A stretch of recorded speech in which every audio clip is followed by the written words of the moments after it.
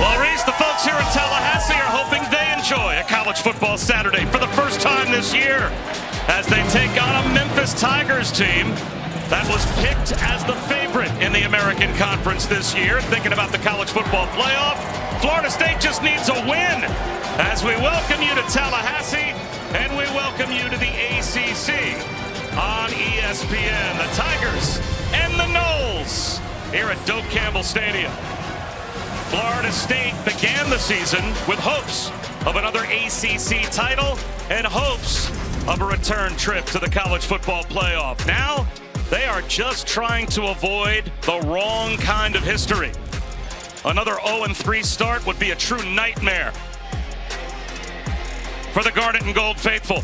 As we welcome you to Doak, Bob Wischusen here with Louis Riddick. Chris Budden will join us as well. We already know that Memphis won the toss and deferred their option to the third quarter. Florida State's going to start with the football, which means you're going to see right from the start the test of wills that you know this game really comes down to for this FSU team. Yeah, last time we were here, I said that they needed to have a character check here at Florida State, and they're going to get one right out of the gate. And primarily, how they respond from a football character perspective will be led by this offensive line in this run game, which we will see early on. All that experience they have on the offensive line, they have to establish the line of scrimmage so these three guys on your screen can go ahead and do what they do best, which is tote the rock. Roydell Williams, Lawrence Toafili, Cam Davis.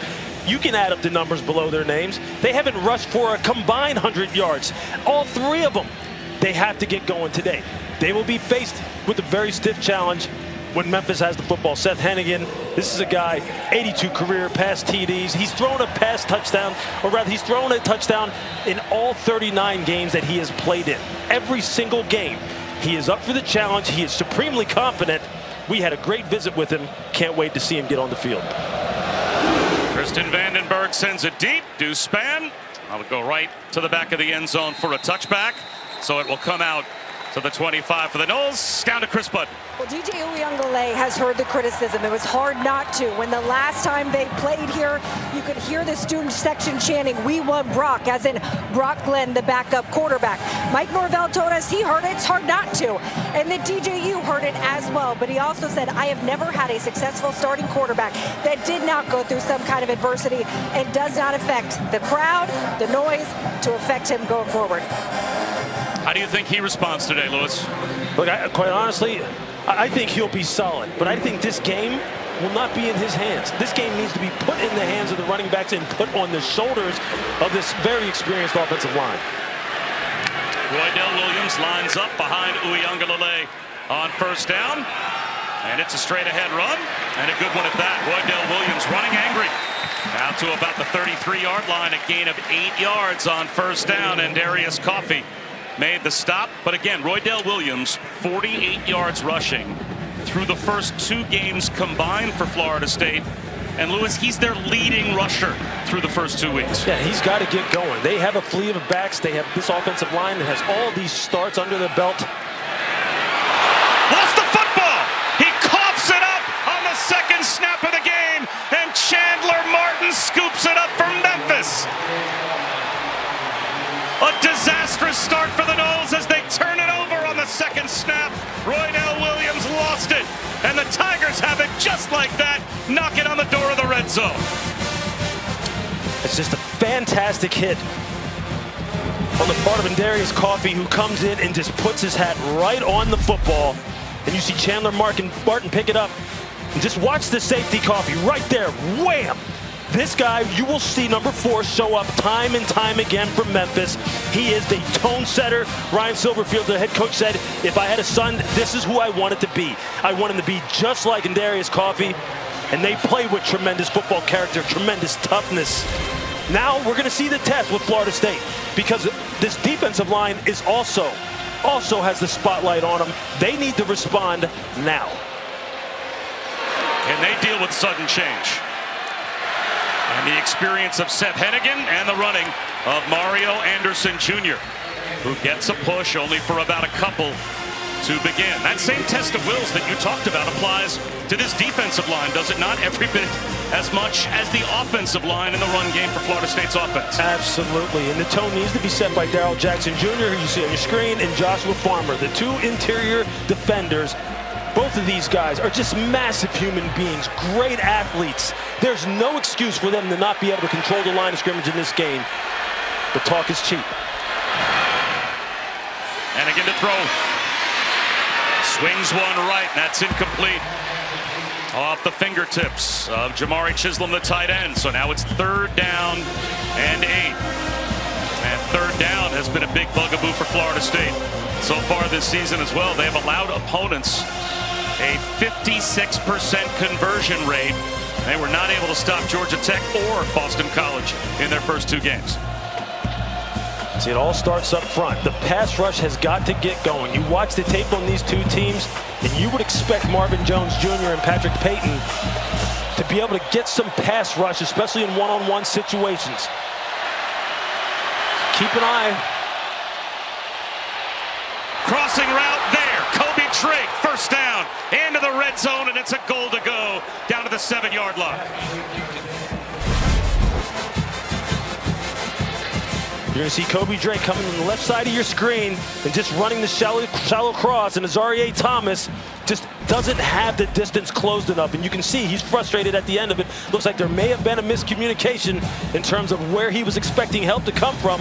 That is something that has plagued Florida State in their first 2 games. The lack of communication and assignment discipline, you saw it bite them there. And Florida State has been terrible in the red zone as well. Hennigan, swing pass, incomplete. Coming into today's game, Lewis, and you just saw this is the 9th offensive red zone trip that Florida State has allowed.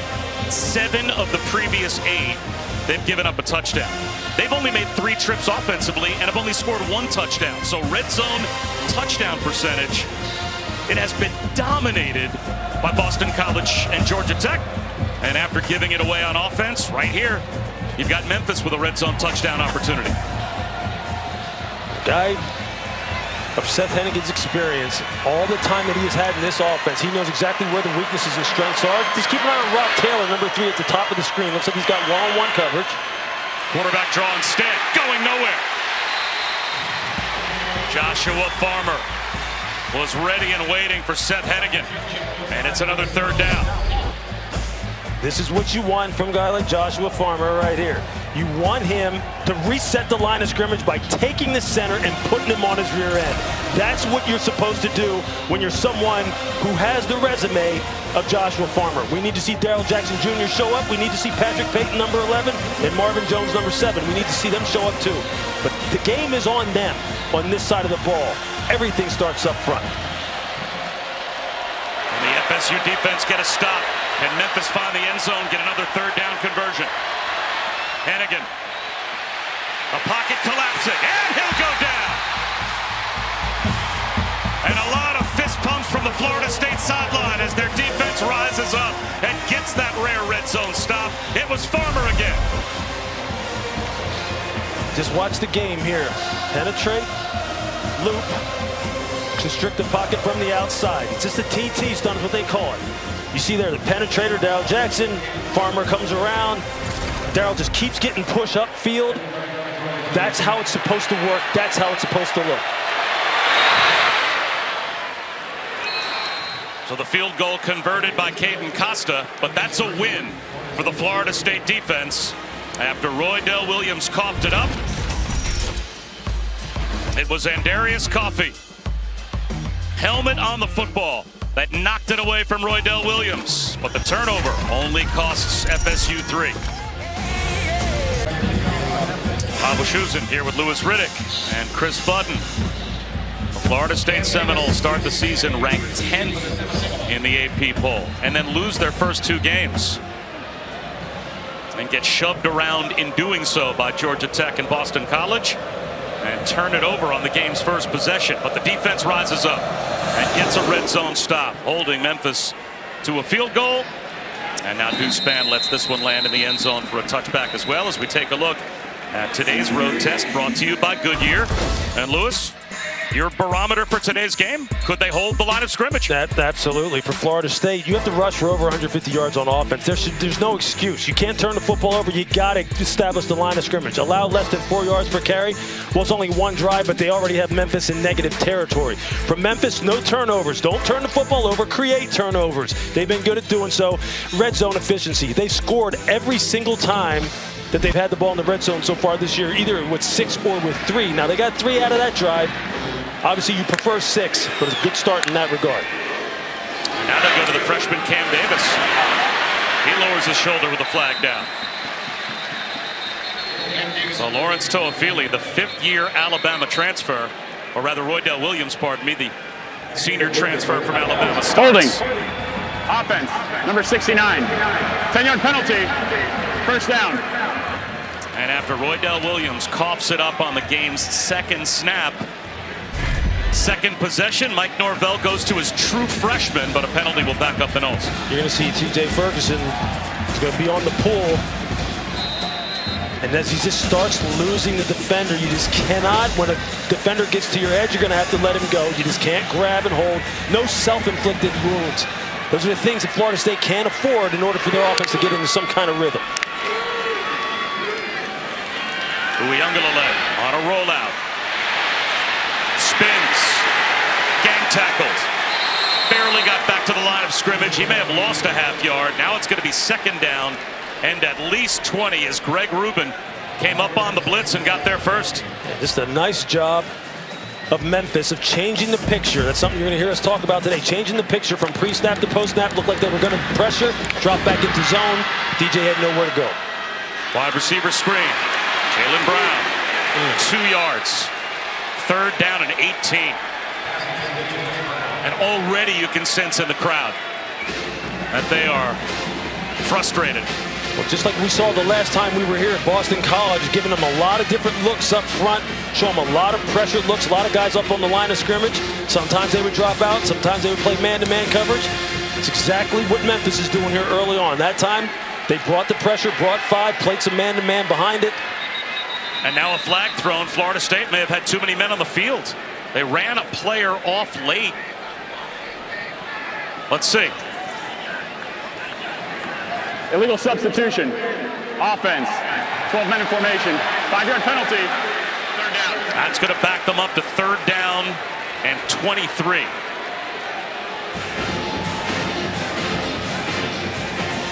Personnel issues, self-inflicted wounds, pre-snap penalties. They're just drive killers. They're momentum killers for any offense, any football team. Florida State just has to get out of their own way in order for them to establish some kind of rhythm.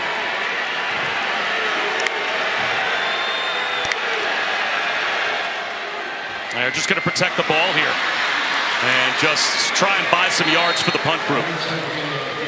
Chandler Martin brings down Toafili. So we'll see what kind of field position Memphis gets with the 3-0 lead. But you're going to need Alex Mastromano, the punter here from Florida State, to continue to be maybe their most valuable player like he has been so far this year. The young man's averaging 49, just under 50 yards per punt, and he can absolutely boom, and he's got to change the field position here for Florida State. See if he can get Memphis backed up. Line drive, he barely got it away. Obi Drake returnable from the 26. Spin move. All the way out close to midfield. Oh, does the Memphis sideline love that return? A 52-yard punt, but a 22-yard return. And terrific field position for Memphis when we come back. ESPN College Football is brought to you by the Lexus RX. Experience amazing at your Lexus dealer. This was the last game that Mike Norvell coached at Memphis. The 2019 AAC Championship game. He would be introduced as the Florida State head coach the very next day. Brian Silverfield has now taken over as Mike Norvell comes to Tallahassee. Silverfield hoping for a conference title, and were they to win the AAC this year, who knows? in the era of the 12-team playoff. Could they be the highest ranked conference champion of that group of 5 or group of 6? They could very well be. And we'll talk about Memphis's chances to make it to the college football playoff. But he has continued the success in the absence of Norvell as Mario Anderson on first down stood up. That's a loss of a yard. Let's check in with Chris. Yeah, Silverfield was an assistant for Norvell for 4 years. How well do they know each other? Silverfield told us, I know how he breathes. I know how he thinks. I sat 12 inches from him at a table all those 4 years. He joined that staff because he wanted to learn from Norvell and eventually make a name for himself in the college levels. He had been at the NFL level, and he was the only position coach to stay with Norvell all 4 years at Memphis. Second down and 11. Florida State brings the blitz. Hennigan, pump fake on the comeback route. He finds Demir Blankumsey about 5 yards shy of a first down. And Lewis, that says a lot for Ryan Silverfield that as the coaching staff changed under Mike Norvell, he went nowhere. He stayed by Norvell's side all 4 years. Yeah, it's a business of relationships, Bob. You know how it goes. I mean, you see it at every level. It's one of those unmeasurable things that usually leads to some kind of success for an organization if they can keep it all together. Relationships, trust, competency. They've had it at Memphis. Ryan Silverfield, fantastic young coach. Big play here, 3rd down and 5. Only a 4-man rush and a floater to no man's land. Miscommunication possibly between Hennigan and Blankumsey. 4th down and 5 just across the 50-yard line. That's a big stop for the Florida State defense because they gave up field position, but they force a 3 and out. And it's about the pass rush. Just watch it here, coming off the edge. This is exactly what Florida State needs to have. This time it's Sione Lolohea. He's getting off the edge, and you see him with that outside rip move, just speeding up the clock of Seth Hennigan to where he's just not comfortable yet. And that's something you haven't seen enough of out of Florida State's front 4. That's a good example of what they need today. Bad punt, maybe off the side of the foot of Joshua Sloan, out of bounds down the right sideline. And Memphis is not going to pin the Noles nearly as deep as they would like. So Florida State, after only a 25-yard punt, is not going to have bad field position at all. Let's check in with Matt Barry. Big game, Bob. Good afternoon. I've got your Fairfield by Marriott studio update. We go to the Barnyard, Columbia, South Carolina. Lenoris Sellers and Cocky gets LSU up first, 7-0. Hey, Lewis Riddick, happy Backyard Brawl Saturday. You okay? Yeah, my boys are battling. I know they're battling. I know they will be battling. You'll be scoreboard watching. No question. So Florida State at their own 22-yard line. You're worried when a team's punting at 50 that you might be inside your own 10. Start here with Toafili. And he's got nowhere to go. Thrown back, he loses 3 yards on first down. Cole wrapped him up and tossed him back. It's just that penetration. You just see Cole with the quick first step, just take a charge and just get upfield. When you have penetration, it just destroys anything you're trying to get going in the run game. This offensive line, again, 220 combined starts. When you look at that position group from Florida State, they've got to get better production than that.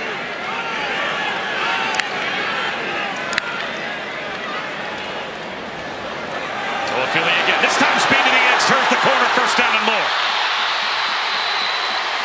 Banged out of bounds by Davion Ross. But now a chunk play on the ground, and that's a momentum shifter for FSU, a gain of 24. Yeah, you just see him just seal the edge. You just see Brian Courtney, the tight end, just sealing the edge. And when you don't play with discipline as far as setting that edge, teams can get out the gate on you and produce a chunk play. Uiagalelei. Wide receiver screen.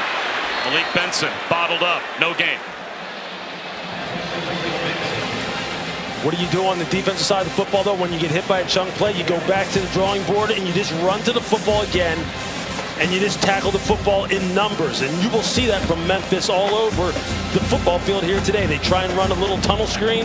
They have some one-on-one blocking out there on the perimeter, but all the pursuit from Memphis just flowing to the football like a pack of wolves. That's something when you turn on the tape, you see this team do over and over. They will not stop.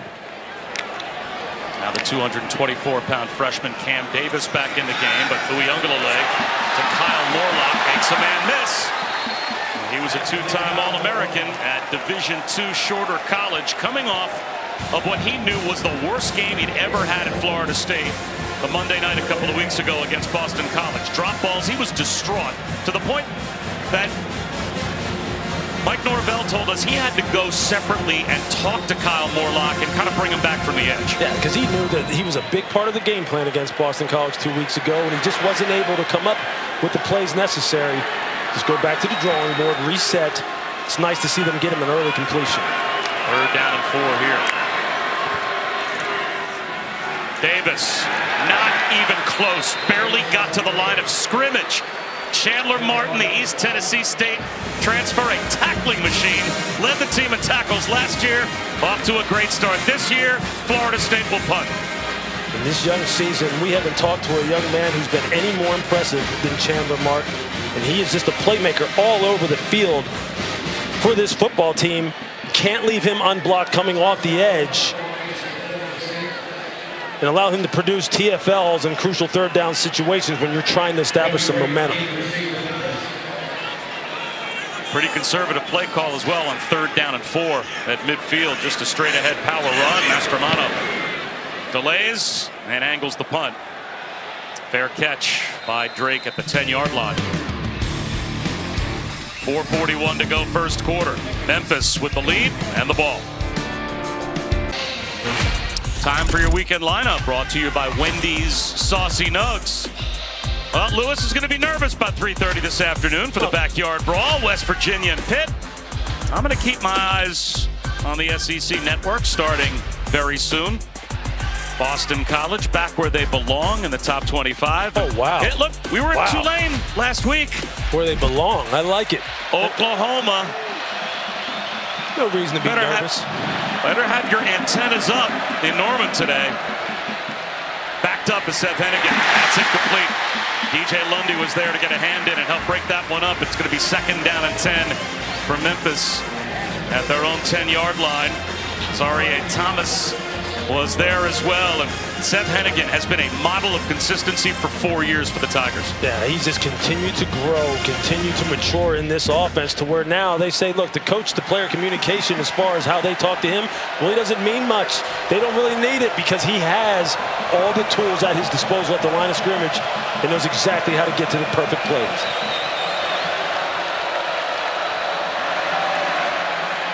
Hennigan flips one left flat.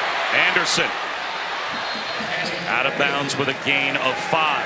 Cam Riley was there. That brings up 3rd down and 5. And Florida State, a couple of times, Lewis, on their half of the 50 has gotten 3rd down stops. This is a big 3rd down opportunity for the FSU defense to flip the field in their favor for the first time. And it's about assignment football on this down. You saw just there Cam Riley keeping his eyes on his assignment. Mario Anderson leaking out of the backfield. We saw this defense get exploited by Boston College in that way. Are they assignment sure here on 3rd down? 4-man rush. Hennigan across his body, incomplete, tight window, flag down on the far side of the field. Anthony Lanfear, the tight end, was the intended receiver. Wrapped up by Fentrell Cypress. Flag thrown at the line of scrimmage. Offside. Defense, number 15. The 5-yard penalty results in a first down. Yeah, it's the defensive end, Sione Loloea. Had a nice rush earlier on Chris Adams, the left tackle, number 61. He said, look, I want a little bit more of that. Got a little anxious, but those are the kind of things you just can't have happen. They had played good 3 downs, about to get off the field. Now they got to reset.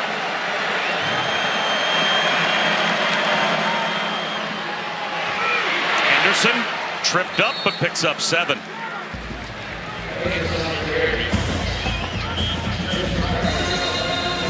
Mario Anderson, 5'9", 208 pounds, a transfer from South Carolina. We have a player down on the field. And that's Justin Cryer, who made that tackle and stayed down after the hit.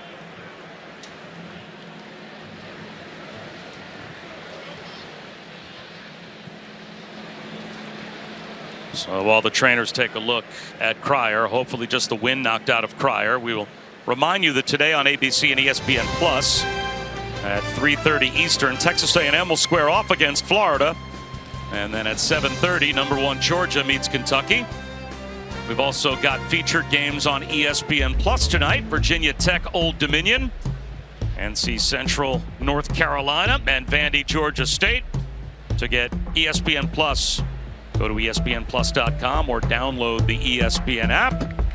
Of course, that means Carson Beck in the spotlight later on as the Dogs in action. And what a start he's off to with 7 touchdowns and hasn't thrown a pick yet. Is that good? Is that a pretty good It's not stat bad. line? Yeah, I would say that's he is okay. He is a good-looking prospect, man. He really is. Just fluid, sure with his assignments. Did you see Justin Cryer being brought off the field here? That left arm hanging down by his side. You don't ever want to speculate, but his head really did jerk back when he was tackling Mario Anderson coming through the line of scrimmage. Hopefully he's okay and can get back on the field. The linebacker position has been one that's been victimized for Florida State all year long. They need as many healthy bodies out there as they can have.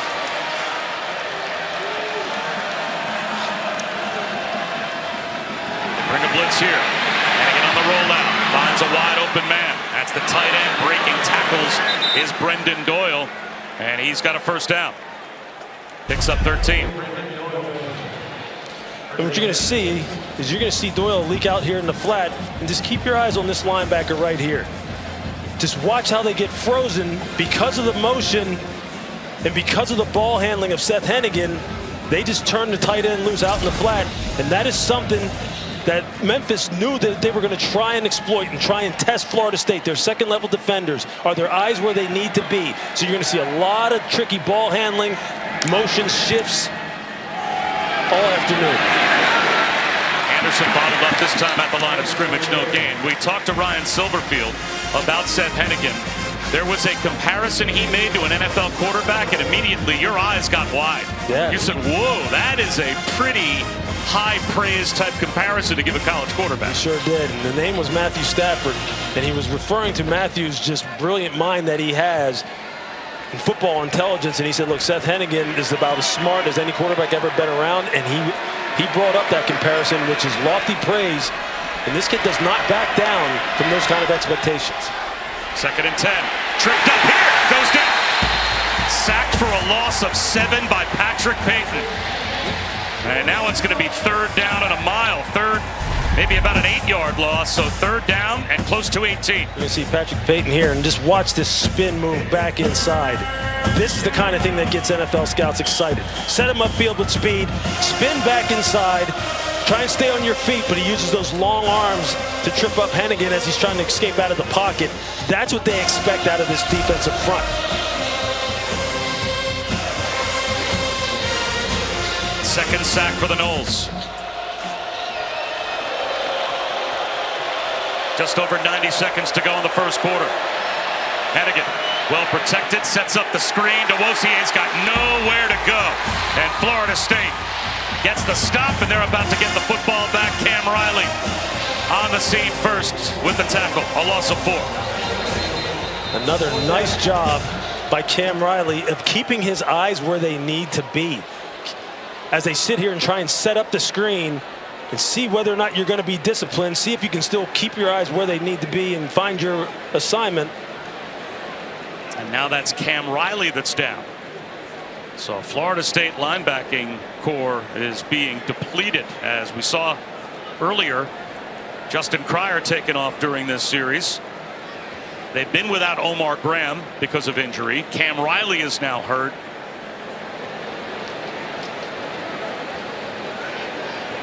That's a war of attrition in the linebacking room right now for Florida State.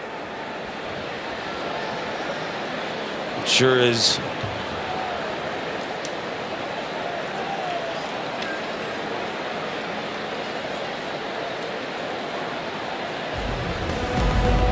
Kick off your Sunday with NFL Countdown at 10 a.m. Eastern on ESPN. Alex Smith goes all access with Patrick Mahomes and Travis Kelce for an exclusive on-field workout.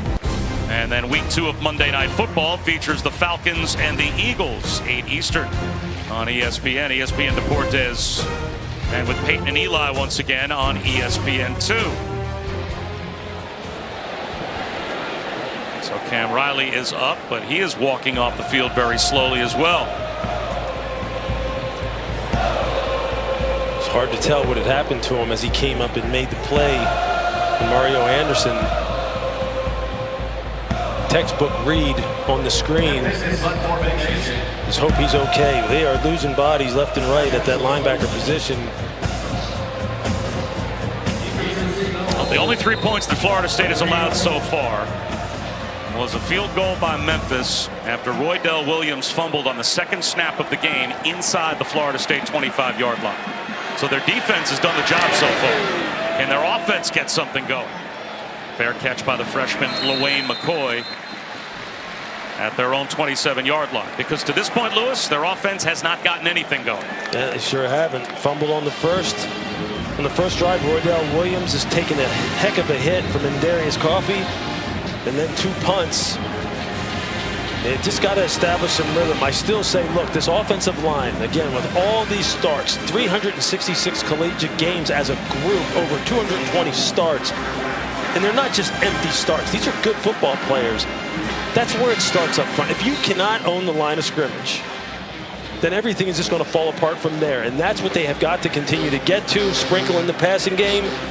But they're up against it with this Memphis defense.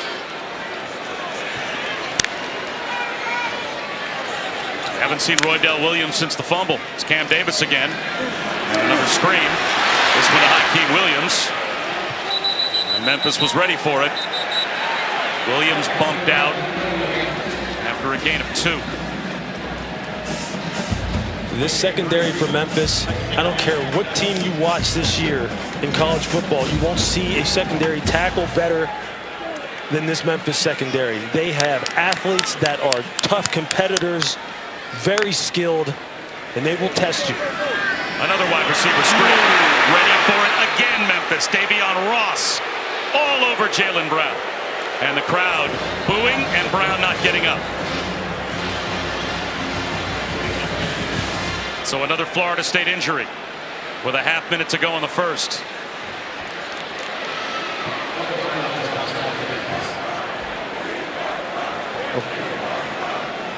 Let's check in with Chris. A couple updates on the injury updates for Florida State. Justin Cryer was on the bench moving both of his arms and his legs. But bad news is I just saw Cam Riley go into the locker room having to be assisted by 2 Florida State trainers walking in there.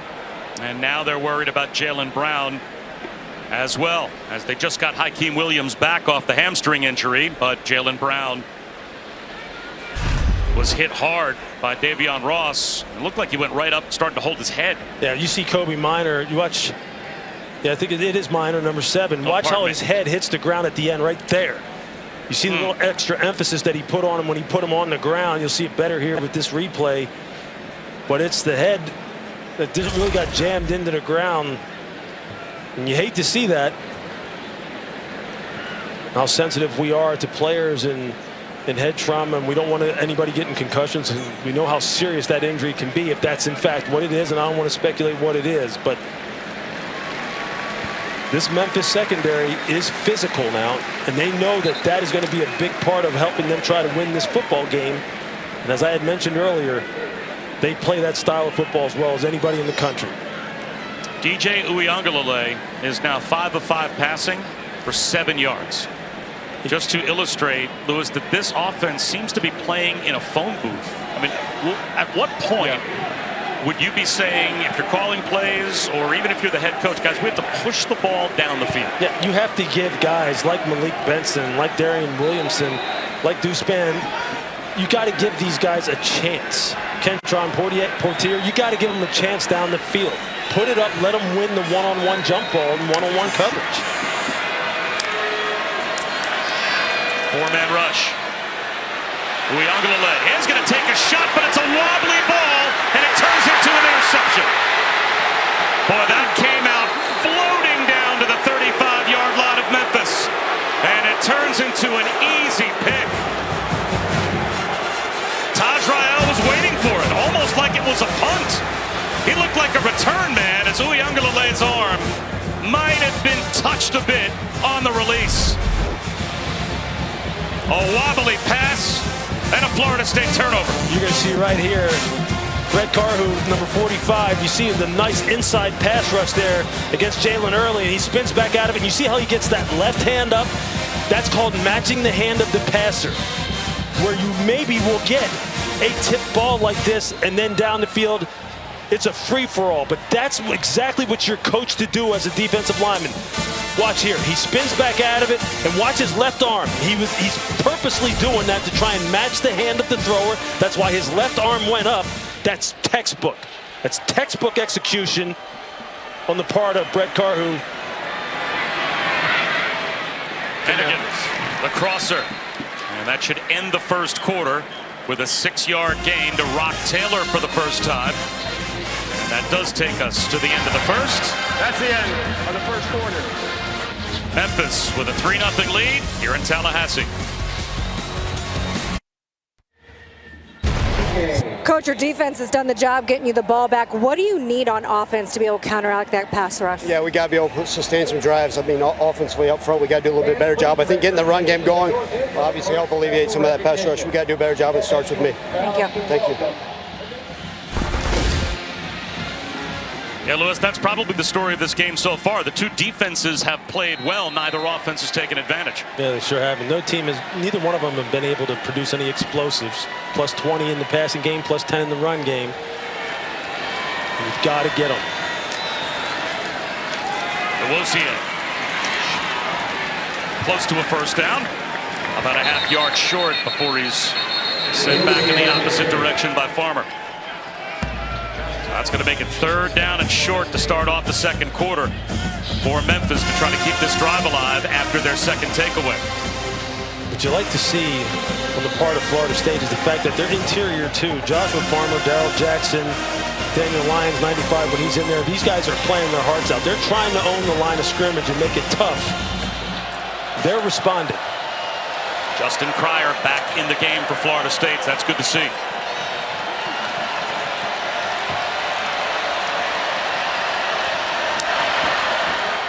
Straight ahead run and a first down.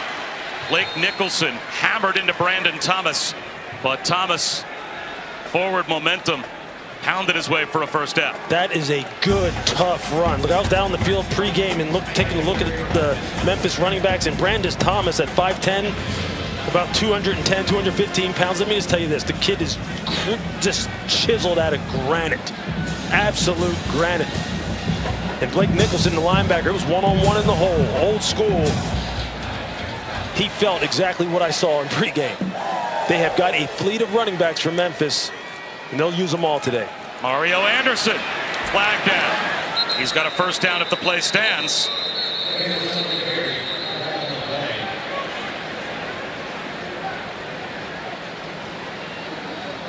It's coming back. Illegal formation. Offense. 5 players in the backfield. 5-yard penalty. First down.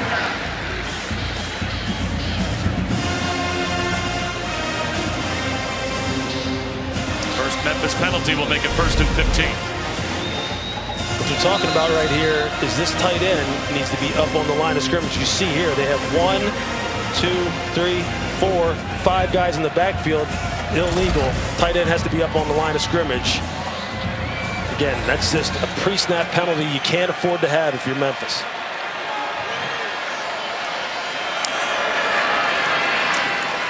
Hennigan well protected. He's got a one-on-one for Rock Taylor. Drops it in. First down. Into the red zone for Memphis. Over the shoulder of Ventrell Cypress. Taylor is the favorite target of Hennigan. We see it here. And you just see Rock Taylor, all 6'3", 215 pounds of him, with the inside release to give him some room along the sideline to run that corner route, because he's going to break it back outside. They love Rock Taylor at Memphis. They say he is just a quintessential teammate. Very deferential, loves his teammates, will do anything for the team. And oh, by the way, he's a fantastic looking prospect, as you saw right there, going up against a very good corner in Ventrell Cypress. Official timeout. I think the chains got tied up over on the sideline as Memphis was at the line. and wanted to go quickly, but now they're going to try and untangle the chains. That gives both teams a chance for a timeout and a chance to look at this route by Taylor. You see him just set him outside and then kind of like get on top of him, try to stack him, and then break back outside on the 7, which is a corner route, and Seth Hennigan just puts it right on him. Needs to cease playing when Memphis is in their offensive formation. Florida State band needs to cease playing when the offense is in formation. That's the Memphis band playing right now. Florida State band just got scolded. I tell you, just identifying the one-on-one coverage. The Florida State band just fired up. Let's see if they stop. Well, they need to do something, because right now their defense is up against it here in the red zone where they've struggled. And see, this is where Seth Hennigan's football intelligence comes into play. Identifying the matchups, making the adjustments, making sure he's protected. Hennigan pulls it into the flat. Landfear inside the 5-yard line. I think he's got a first down. Very close. It might be goal to go for Memphis. It is a first down. Again, it's the ball handling with the different motions in the backfield or the different releases. It's just confusing the linebackers for Florida State. And you have to be on top of it. You have to be on top of your assignments. Otherwise, with a team like Memphis that has scored on all 12 of its red zone drives that you just saw on your screen, they're going to get you.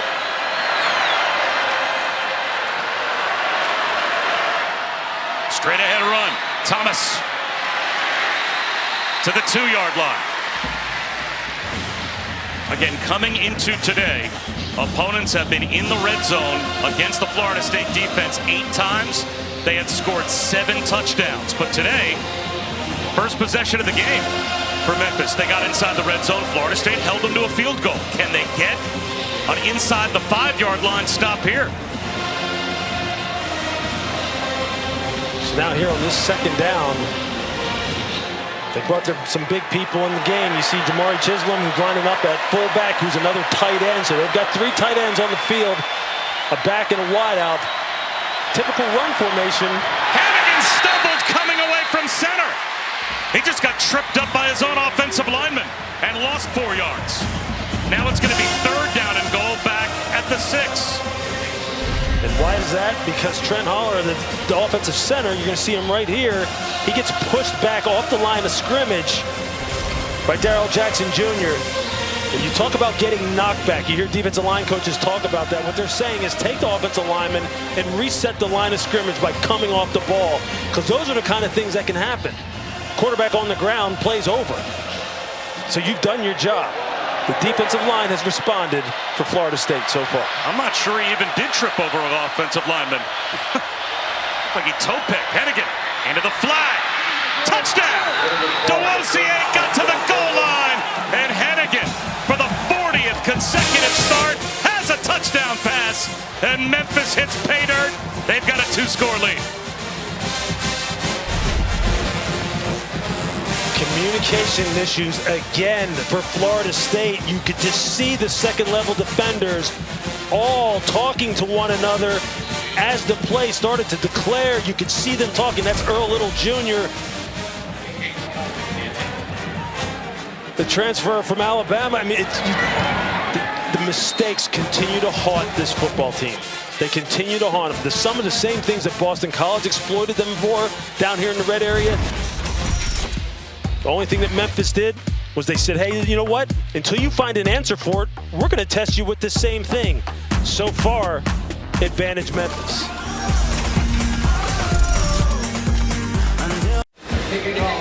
It's the Taco Bell Live My Student section. All season long, student sections across the country are competing to be the Taco Bell Live My Student section of the year. Download the Taco Bell app to learn more. Not a real happy student section right now. After an 8-play, 65-yard touchdown drive and all 10 Memphis points off turnovers. Another touchback off the kickoff. Back to Matt. Bob, I've got your AT&T Multi-View, which is keeping fans connected. Here's what's going on the Family Network. South Carolina at home over Brian Kelly and LSU 10-0 early. Oklahoma State, no surprise, jumping over Tulsa. Keep an eye on SEC Network. Boston College, Bill O'Brien, they strike first at Mizzou. And then NC State, Louisiana Tech in a busy noon window across the country.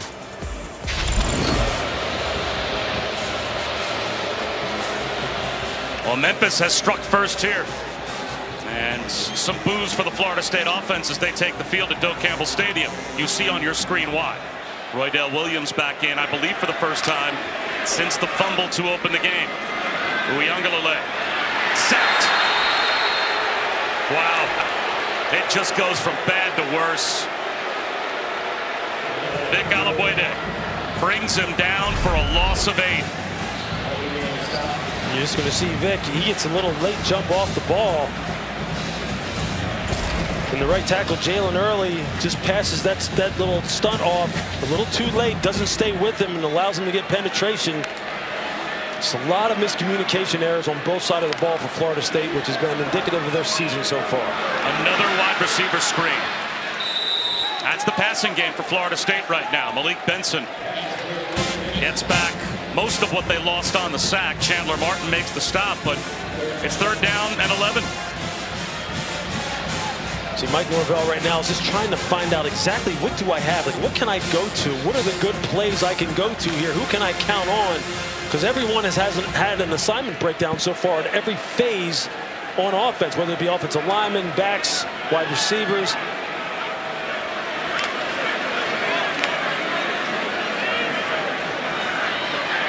Uiagalelei to the sideline. That's a tough throw, and Ja'Kai Douglas is there to make the catch for the first down.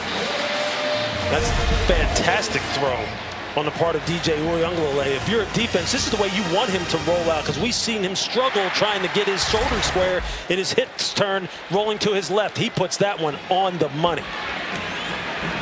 They waste no time getting right back to the line of scrimmage. This time the pump fake.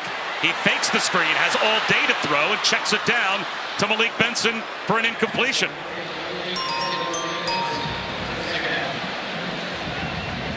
I think he wanted to go with the screen and go and see if he could get the ball downfield to Ja'Kai Douglas. But Memphis secondary played it perfectly, and he had to eat it. He had nowhere to go with the football.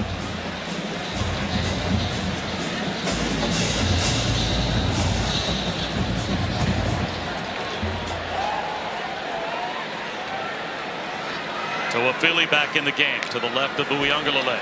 That's Morlock in motion. They'll run it with Toafili. He's heading east-west. And he's brought down for no gain. 3rd down and 10. Chandler Martin, number 11. On the Butkus and the Bednarik and the Nagurski Award watch list preseason. He can do it all. He is smart, no false steps, great with his run entry, pad level, can play the pass, can blitz, can tackle. He's a do-it-all linebacker. That's a great story. And he is producing so far in this game. He was first team All-AAC last year. 95 tackles, the team high. And here's a 4-man rush on 3rd and 10. Uiagalelei out of the pocket again across his body. Bobbled and dropped by Darion Williamson. And it'll be 4th down. You know, the crowd is booing Uiagalelei at times when he's failing. Lewis, he's not getting a lot of help. He's certainly not getting help from the Florida State run game, and now Williamson drops the ball. I mean, this is about as basic of a route combination as you can get. This is like day 1 install. Just watch this. You got a curl route, you got a flat, and you got a spot route over the middle. Just a 3-man combination against zone coverage, and you see it's open. It's just wide open. He should be able to turn up the field and pick up the first down, and you can't catch the ball. I mean, if you're Mike Norvell, what else can you do?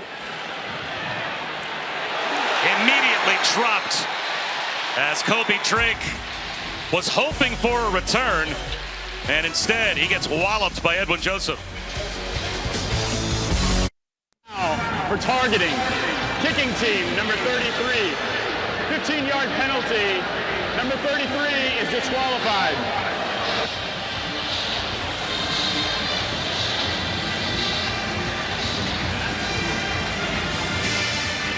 As we return, you probably heard the tail end of the call. Edwin Joseph on the special teams tackle has been ejected as they determined that to be crown of the helmet on Kobe Drake on the punt return. This was a booth-initiated targeting call, and Lewis turns out to be the right call, and that's a 15-yard penalty that will put Memphis all the way out to their own 27-yard line. Yeah, again, it's just another self-inflicted wound on the part of Edwin Joseph. Look, you just have to lower your target as far as where you're going to strike.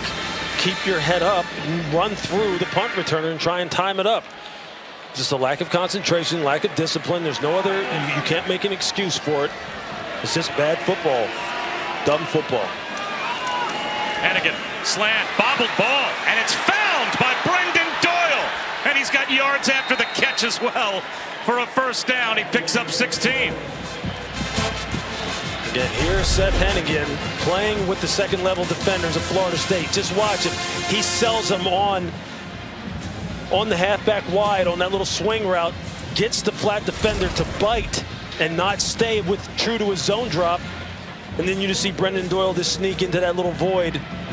That's Matthew Staffordish type of stuff that I asked him about. I said, can you move defenders with your eyes? He goes, absolutely. I know exactly what I'm doing out here. Anderson wrestled down after a gain of a couple. Well, I thought it was interesting, too, when Ryan Silverfield compared Seth Hennigan to Matthew Stafford. Said not only is he the smartest quarterback that I've been around since Matthew Stafford, but by the time I was around Matthew Stafford, Matthew had been in the NFL for 6 years already. Yeah. Wasn't like I was around Matthew when he was a college quarterback. He was already 6 years into his NFL career. That's how smart I feel Seth Hennigan is at this point in his college career. Hey, he's the only fourth-year starter in FBS to spend all 4 years at the same school. So he's rewriting the Memphis record books. From the pocket here, it's Anderson with a stiff arm. About 3 yards shy of a first down. Chris. That intelligence you talk about with Hennigan, he says, comes from hard work. Part of it also comes from being the son of a longtime high school football coach. He said growing up, he would have 2 whiteboards that he would write on constantly in his bedroom. One had their offensive game plan, the other defensive concepts. He goes, I wasn't born worth it. You work hard to gain intelligence. Growing up as the son of a coach, that's got to help. No doubt, no doubt. Look, he puts in the extra. He knows the advantage that he has in terms of his knowledge of this offense and what he can do with the line of scrimmage. It's fun to watch. Third down from midfield, and now it's going to be fourth down. And a decision after only a yard gain for Mario Anderson. Florida State gets a third down stop. Blake Nicholson made the tackle. Ryan Silverfield, is he going to go for it on fourth down from the 49-yard line of Florida State? Seth Hennigan has connected on 9 straight completions. And Lewis, would you snap the ball here? What do you think about this decision? Yeah, look, I think he thinks his defense has this offense on the ropes. I think you could deliver a little bit of a knockout blow. You pick this up. They are going for it, and they're going to throw for it, and they're going to get it. Hennigan to Landfear. And a fourth down conversion. He's got 10 straight completions. Look at the confusion right here. Look at the confusion. You got 2 guys chasing one route runner and just turning loose Anthony Landfear.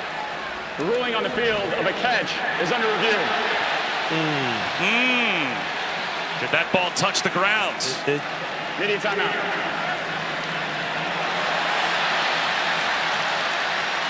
This certainly needs to be reviewed. We'll have the result when we come back. Lewis, a very quick change by the replay booth while we were away. Yeah, Anthony Landfear, you see in here, he's never really able to gain control of the pass as he's in the air, and then when he hits the ground, he loses even further control of it. You see the tip of the ball touch the ground. It's an easy call on the part of replay. Would have been an explosive play, though, for Memphis and set them up nicely. Instead, it's a turnover on downs at midfield. So the best starting field position for Florida State. And Keziah Holmes, his first carry, it's a 4-yard pickup. Let's go down to Chris. After Florida State's last possession, Mike Norvell came over, talked to the offense, had a lengthy conversation. The summary was, I just need each of you to do your job. Do not worry about the other and execute. That had been the focus this week, is don't be afraid of failure. Just do your job and trust your instincts. Rolling is Uyunglele, makes a man miss. And gets gang tackled. Blake Edmondson, part of the group to bring him down, a yard shy of the first down. Greg Rubin there as well. Well, a big focal point for Mike Norvell seemed to be having fun playing football again for Florida State. Does this group look like they're having a lot of fun to you? No, look, when you don't execute, you can't pick up first downs and put the ball in the end zone. It's not a lot of fun at all. They need a score. They need 6. And they need to produce some kind of explosive outside in a one-on-one situation.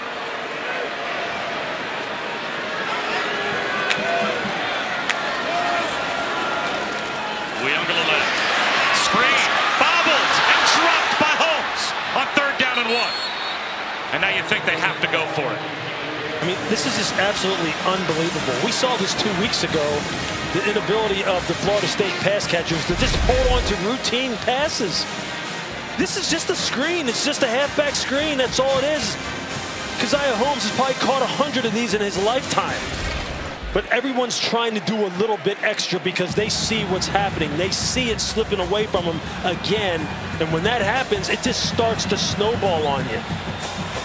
And the most routine things become a huge struggle, like catching a simple screen pass. Timeout. Florida State, they're first. 30 seconds. And before 4th down, Mike Norvell calls a timeout from the sideline. Well, it certainly seems like a no-brainer to go for it. Our analytics agrees. 4th down and 1. As we take a look at today's player spotlight, brought to you by Downey Unstoppables. Unfortunately for Florida State, their entire offense, including DJ Uyunglele, they've been very stoppable so far today. Yeah, it's just the basics, the basic fundamentals of offensive play that involve throwing and catching. Just throwing and catching. The quarterback can't do both. I know it's easy to boo DJ Uyunglele. Look, he has had his misses. He's also had people just let him down and not catch the football. And for Seth Hennigan, he has been on point all afternoon. Uyunglele does it himself. A little zone read, and the fake to Roydell Williams worked. Memphis bought it, and Uyunglele picks up 5.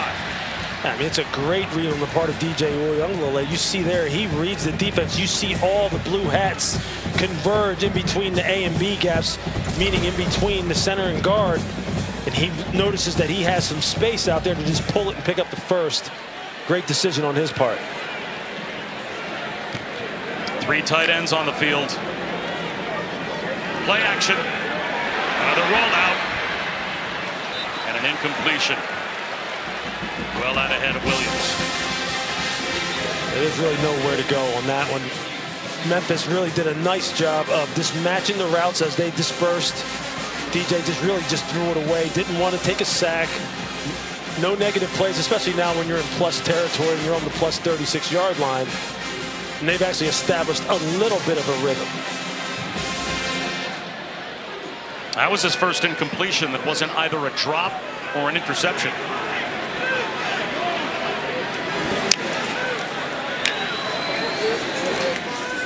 Another play action fake. He's under pressure and spikes the ball. And they'll call that an incomplete pass. It's scooped up, but the officials have already blown the whistle. As Greg Rubin The ruling on the field is an incomplete pass. 3rd down. And Rubin was all over Uyunglele. Yeah, they just turn him loose off the edge. Looks like there may have been a little bit of a mix-up in terms of the protection, and you just see Rubin have a free run at DJ, speed up his process again, just trying to prevent a negative play, get the ball out of his hands. But give credit to defensive coordinator Jordan Hankins of Memphis, just changing the looks, changing the front structures, changing the blitzes, the coverages. Look how much movement there is pre-snap. Rollout on 3rd down. Sings one to the sideline and airmails Kentron Portier. And now it's 4th down. And this will be a long field goal attempt if they try it. Ryan Fitzgerald certainly has the leg. And they're going to try and put 3 on the board.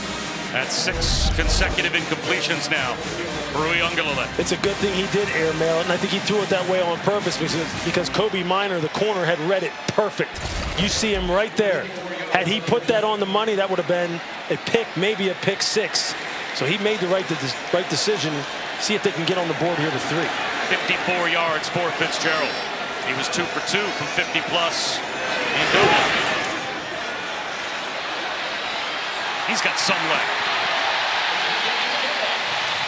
You kick him like that, you're on your way to the NFL. He had a 59-yarder against Georgia Tech in week 0, the longest ever by an ACC kicker in a conference game. Tacked on one for 52 in that game as well, and another 50-plus yard field goal, and that gets the Noles on the board. The kicking specialists for Florida State have been their MVPs so far in this young season. This season, All-State will celebrate every field goal and extra point made by participating universities by making a donation to the university's General Scholarship Fund. Thank you to All-State. So Florida State gets 3. But Lewis, that doesn't feel like they've got the answers as well. It feels like all the questions are still there. Yeah, they are still there because there's just no rhythm. There's just no consistency. When DJ is on, the wide receivers are off. When the wide receivers are open, maybe DJ's not seeing it. Maybe he's not seeing it because the offensive line isn't protecting properly. It all goes together. It's just that the quarterback is the lightning rod. He's the one who everybody focuses on because there aren't many people in the stands here watching whether or not the protection schemes are fundamental. But they can see the drops, and they see when he misses throws, and it's just been so spotty. Touchback on the kick. How about back to the Memphis touchdown that gave them, at the time, the 10-point lead? It's just the same thing that they have continued to be plagued with in terms of communication of their second-level defenders. Just look at them. They're all pointing. They know what's coming. They know the gwes-eas is about to leak out into the flat. They know they need to push that underneath zone coverage wider, and they need to get the nickel defender out on the perimeter so he doesn't get outflanked. But Earl Little doesn't move. He sees that you see him communicating, but it's almost like paralysis by analysis. And down there in the red area, when you have that, things happen too fast. You're going to give up 6. But that's been the story of their season. Now, let me ask you one positive, though, for Florida State. Right now, Memphis has -4 rushing yards. So as much as we have harped on Boston College and Georgia Tech, Memphis. And now Memphis calls a timeout before they even start this series. As much as we have harped on Boston College and Georgia Tech moving the line of scrimmage against this kind of quote-unquote hyped-up defensive line for Florida State, have you seen what you've wanted to see out of the Florida State front 7, specifically the front 4 today, to tell you they're playing with some pride? Yeah, as it relates to the run game, yeah. By and large, Darrell Jackson, Joshua Farmer, you've seen the linebackers, you've seen Lundy, Riley, you've seen number 20 Nicholson, Justin Cryer. These guys have all stepped up and played downhill and tried to play with some physicality. You've seen them reset the line of scrimmage. But it's just the critical mistakes, like we just drew up on the touchdown throw. It's those things that just continue to plague them, though. Hannigan, wobbly throw here. Popped up in the air. Ventrell Cypress was there in coverage. As again, Lolohea looked like he got a step, certainly, with a good pass rush to force the wobbly Hannigan throw. Yeah, you see Lolohea coming off the defensive right side. Marvin Jones Jr. gets a nice pass rush against Keydrell Lewis, the right tackle for Memphis. And they just converge. Look, they've heard the message. They know what's being said about them locally, nationally, by the media. This is a team that was supposed to have the best front 4 in all of college football, according to some. They haven't lived up to that, but they're trying to respond. Hannigan out of the pocket. Up the seam. Jump ball. Broken up. Behind Kobe Trankabit, his intended receiver, and Kevin Knowles recovered to knock it away. Now it'll be 3rd down and 10, and that stops the clock again with 2:14 to go. Again, Florida State dodged, potentially giving up a big play. As you see, Knowles just get out of position. The ball is underthrown to Kobe Drake. Had Hannigan been able to get some more on it, that may have been a touchdown right down the middle of the field in the backbreaker.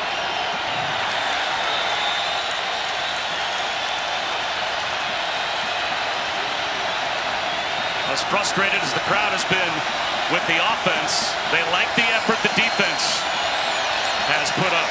And they bring a blitz on 3rd down and 10. And a lob throw to no man's land for Hennigan on 3rd down. So Florida State about to get the ball back again before halftime with 2 timeouts remaining. And the 2-minute timeout as well. Florida State in the secondary, they lock them down, able to play good man coverage. You see a little bit of miscommunication on the part of Seth Hennigan and Rock Taylor. You see Hennigan just go over to him right there. Probably was expecting him to take it up the field on the go route. Rock adjusted his route. He had to throw it away.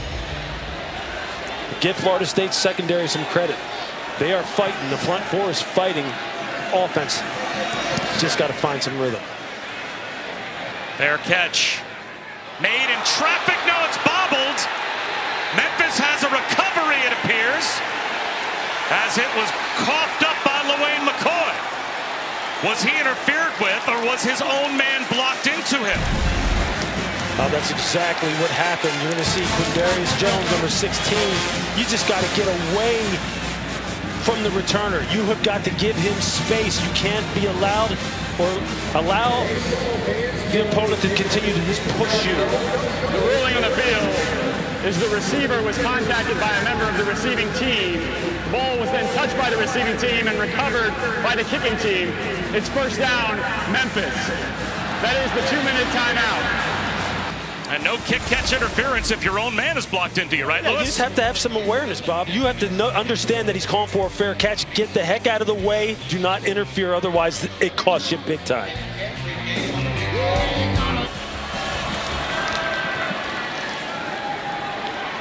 Well, Matt, Memphis looking to add to their lead here as they go to work, and they are now inside the 20-yard line. Kobe Drake off the turnover is able to pick up 9 yards. As now Florida State, Lewis, has 3 first downs in the first half, and they also have 3 giveaways. Just cannot win giving the football to the other team. Simple as that. Little tunnel screen, but Drake might be about a half-yard shy of the first down. It's going to be 3rd down and a foot at the 18-yard line. Florida State has to find a way to keep this to a field goal at the most. They have not played good red zone defense all year long. Memphis has done a nice job again of exploiting the linebackers in man coverage, which is exactly what you expect in this 3rd and short type of situation. So expect some kind of rub route, some kind of ball handling in the back end to test the eyes of the 2nd level defenders if they don't run the football. Quarterback keeper. And a little flip pass in the left flank, and a good read by Fentrell Cypress to cut down Brendan Doyle short of the first down, and Florida State calls a timeout. The ruling on the field is the ball carrier was short of the line to gain. Timeout, Florida State. Their 2nd. 30 seconds. Indecision there from Seth Hennigan after the fake. And Florida State does indeed get the 3rd down stop. It's just been a comedy of errors when it comes to these turnovers. This have not been able to hold on to the football and protect the football. It started off right away with Roy Del Williams getting the ball knocked off of him. Here, DJ Uyunglele gets his arm hit. Ball pops up in the air down the field. You know the Memphis defense has been looking for those opportunities, and then here, that is just a bad mistake on the part of the punt return team for Florida State of not having awareness as to where the returner is and getting out of the way. What do you think of this decision? Looks like they're going for it on 4th and 1 rather than taking the short 3. Look, I questioned that play call on the 3rd down play. They have much better things in their playbook. I like it, though. I like the aggressiveness, especially with this quarterback. Straight ahead run.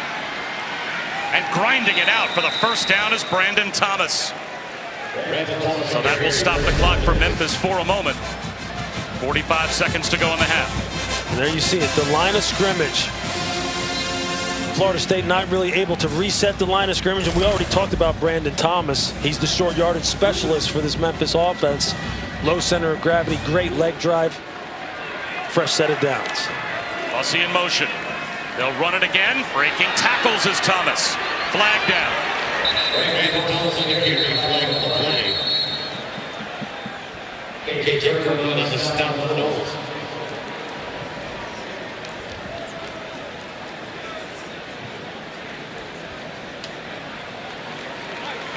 And it looks like this will go against Memphis. It's like maybe they're going to get a holding. Holding. Offense. Number 71. 10-yard penalty. First down.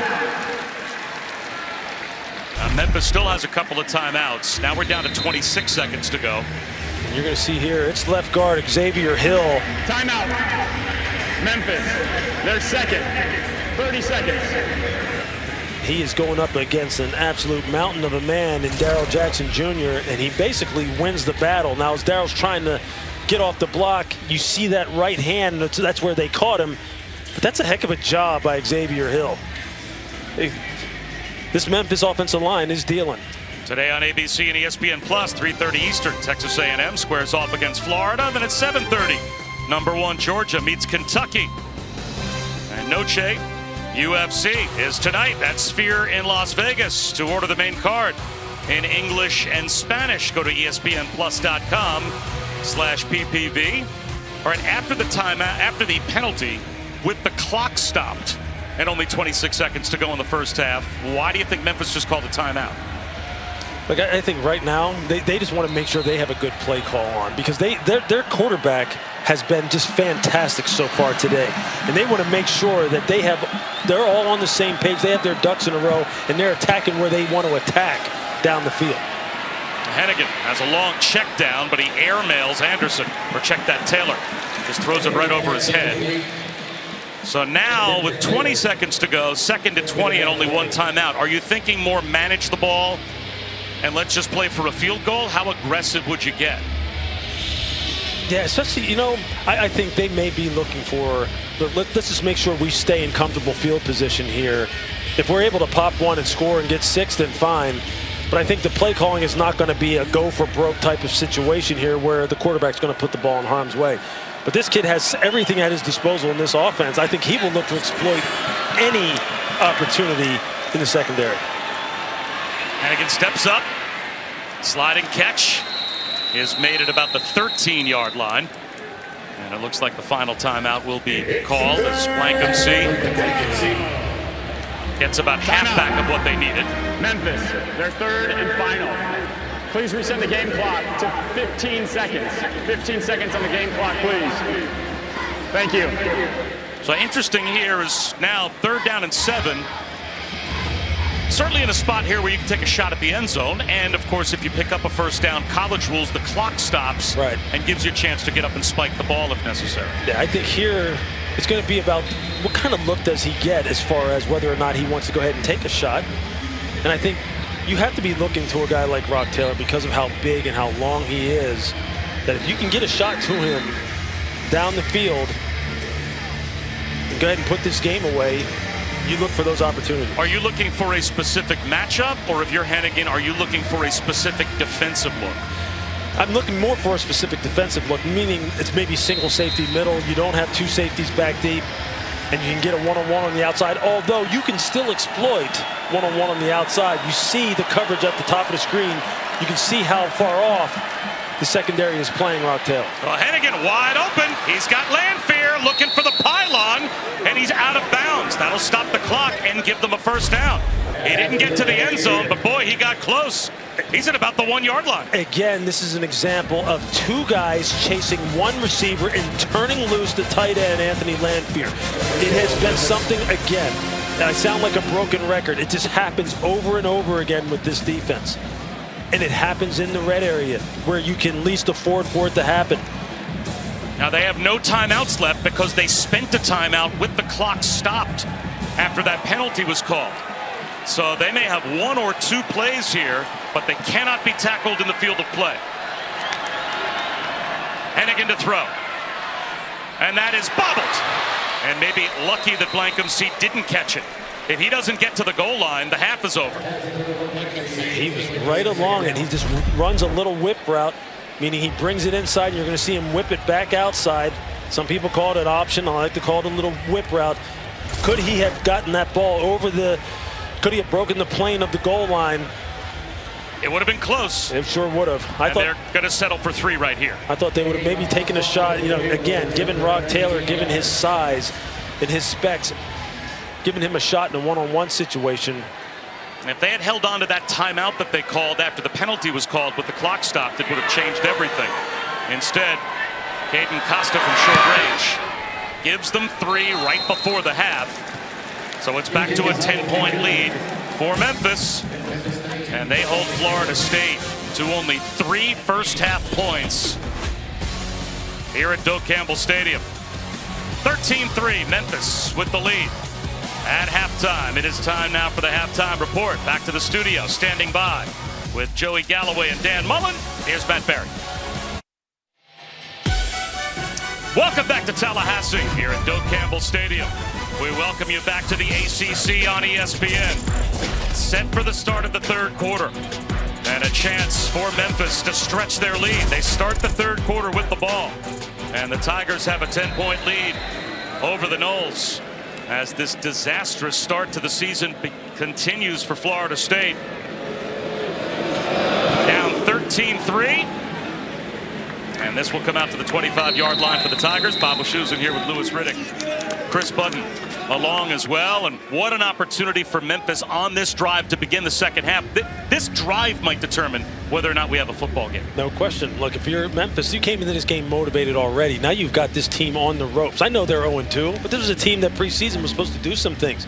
You drive this ball down the field here and you score, you're probably going to have some player scoreboard watching on the part of Florida State. And if you're Florida State, their defensive line needs to step up again now. Again, they have to get off the field, get the ball back to the offense, and Mike Norvell has to find some rhythm for this offense and find some people he can depend on to catch the ball, block, score points. Mario Anderson starts off the drive with a gain of 3.5. Marvin Jones brings him down. Chris Budden. Mike Norvell saying everything you guys did. The defense has done its job. It's up to the offense to take care of the little things, catching the football, not turning it over. They need the offensive line to handle the pressure better up front, but it comes down to do your job in one play at a time. And they have had no answers, Lewis, offensively. None. Just when they start establishing some rhythm, something breaks down, and Memphis does their job and makes the plays they need to make. Cut back lane for Anderson. Only a gain of a couple. Brings up 3rd down. And the number's ugly for Florida State. 3 turnovers in the first half, resulting in the Memphis points. And FSU, they shut down the Memphis running game. Sure did. But they got nothing going offensively at all. No, they just can't sustain anything. They can't produce any explosives down the field. And we talk about that all the time in terms of chunk plays. It's the same as it is in the pro game. It's too hard to drive the length of the field consistently by getting 3, 4, 5. You need plus 10, plus 20 at a time. And again on 3rd down. Well protected. Finds a seam and he finds Lanphier. Spins across the 50-yard line. Boy, he's tough to bring down. Eventually, the Noles gang tackle him, but not before he picks up 30 yards. I mean, just watch Lanphier here. Just find the void in the middle of the defense and just settle down. And Seth Hennigan, without getting any pass rush, you give him that amount of time. He's been playing a lot of football, He's now thrown a touchdown pass in all 40 games that he has started at Memphis. That's an important injury for Memphis. That's Rock Taylor with that right arm dangling at his side. That's the favorite target for Seth Hennigan overall. Now, he's gone to his tight ends. He spread the ball around today. But he is going to want to have Rock Taylor as an option. And right now, Rock Taylor on the sideline.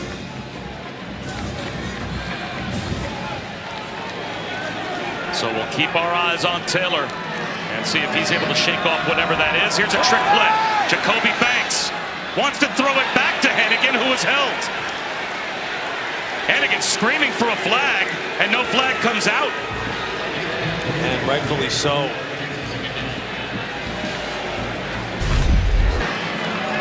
You're going to see Hennigan at the top of your screen.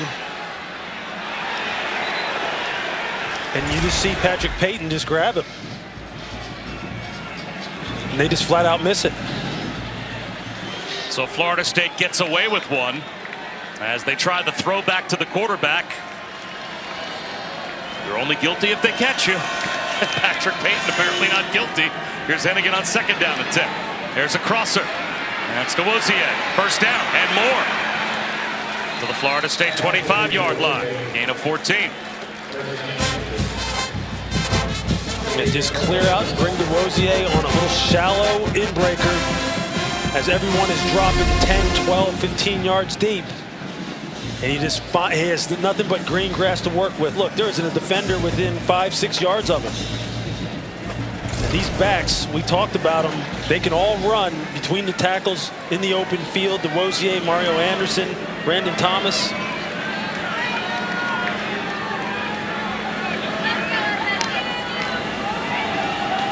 gwes-eas again. Spin move. 9 more yards. gwes-eas began his career at Louisville, eventually found his way to UMass, and is now transferred to Memphis. He's a terrific addition to this Tigers backfield. Nice compliment to Mario Anderson, and now without Sutton Smith as well. They were even deeper in the backfield before they lost Sutton Smith. Now you're seeing this offensive line opening up holes for these runners. This wide zone scheme that they use, this zone blocking scheme, you hear it talked about at all different levels of football. They're starting to impose their will a little bit early on in this second half on this Florida State defensive line.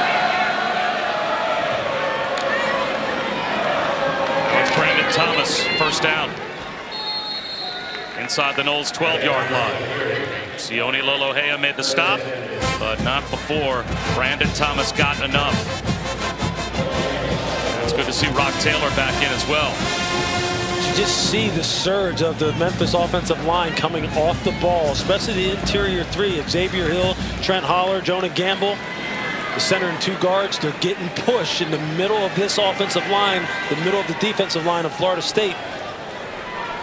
Finding a lot of real estate to capture in this inside run game. Keeper for Hennigan. He cuts it up inside to about the 5-yard line.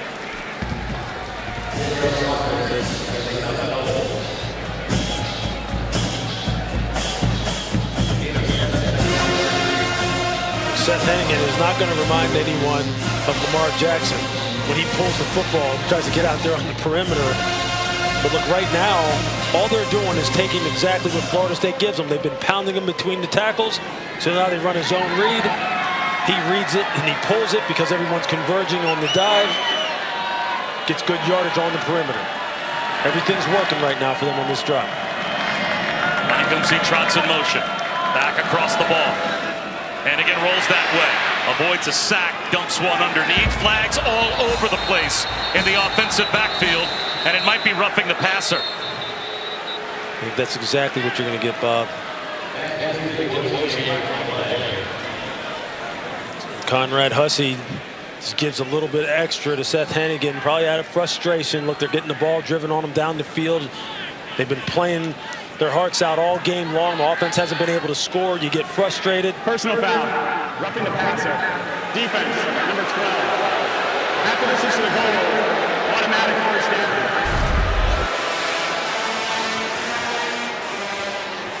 This is the kind of thing that happens when you're starting to get frustrated and you're playing a lot of plays.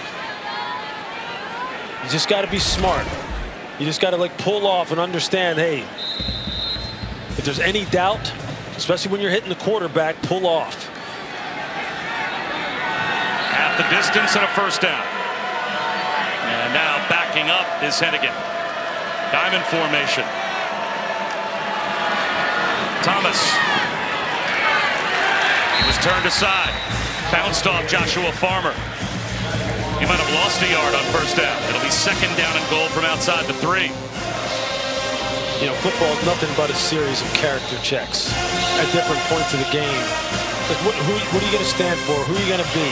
How hard do you want to fight? And that's what this is. And it's always like this down the goal line. That's why this is one of the most fun periods during training camp, when they have live goal line periods. Because coaches do it just to see who is going to try and step up with their back against the wall.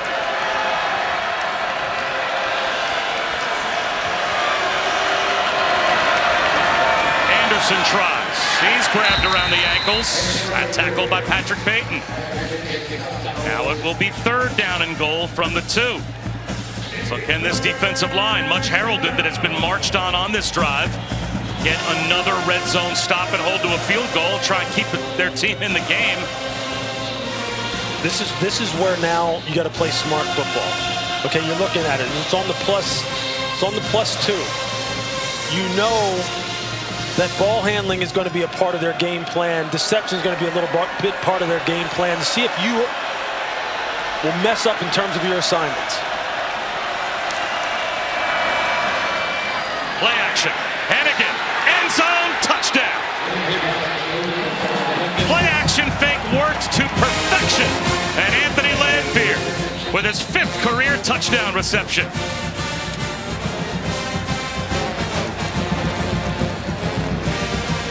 Brandon Thomas, the running back for Memphis, down and injured after the fake as he took a hit. But a 12-play touchdown drive is capped with this completion to Landfear. It's right here. It's Patrick Payton. Who has the end man on the line of scrimmage? You see him staring into the backfield. On the block, you got to keep your eyes on your work. Who is your guy? Quarterback turns his back away from you. Off the ball, he's going to just run a play fake. All he wants you to do is hesitate just for a second and make you think it's a run. You lose track of who you have, and you see right there, Justin Cryer and Patrick Payton. You see Cryer coming over there going, did you have him? Did you have him? That's what it is. That's what's getting Florida State beat. That indecisiveness, not knowing what your assignments are, that's why you're so poor in the red zone. 30 consecutive games now. Memphis has scored at least 20 points in a game. It's the longest active streak in the nation. They've got a 17-point lead.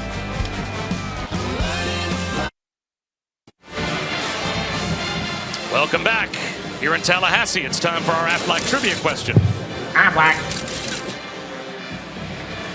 All right, which players have the 4 longest streaks for consecutive games with at least 1 passing touchdown in FBS history? Gotta like Louis Riddick's chance of getting at least one of the 4 I think correct. we're watching one of them. Yeah, we're kind of gearing it in that direction. Nice. Who would they be? Pretty good question. Yeah, it sure is. We're going to ask you for a quick answer as Deucepan takes a knee. Yeah, I'm trying to figure out. Well, we're giving you no time. We're gonna take you, put you out of your misery very quickly with the answer to our Aflac trivia question. What we got here? All right, 4 guys with the longest streaks for consecutive games with at least 1 touchdown pass in FBS history. There's Seth Hennigan on the list with Team Cato, Marcus Mariota, and Baker. There you go, Baker Mayfield. He's absolutely burning it up right now in the league. May have found a home in Tampa Bay. See if DJ Uiagalelei can get a touchdown pass here. His offense desperately needs to show something. Play action on 1st down. He's looking downfield. He wants the home run ball. Drops it into Malik Benson. Just what the Noles needed inside the 10-yard line. The crowd at Doak has been dying for a big play. And they just got one, 66 yards. Yeah, you're going to see the safety at the top of your screen get a little too wide, and A.J. Watts. And it looks like they're playing a split safety look, and the guy who's responsible for the seam route down the middle doesn't get enough depth, and you open up the middle of the field wide open to Malik Benson. Just what Florida State needs to get something going. Roydell Williams breaks a tackle in the backfield. Boy, that was a good run. He gets inside the 5 as Matt Hudson hit him well behind the line of scrimmage, and he got to the 4-yard line. Even though that's not an explosive play, that's the kind of play that maybe will wake up this offense and wake up this sideline and get people fired up a little. That's football character right there. That's someone who hasn't just mailed it in and said this game is over. They need more of that collectively.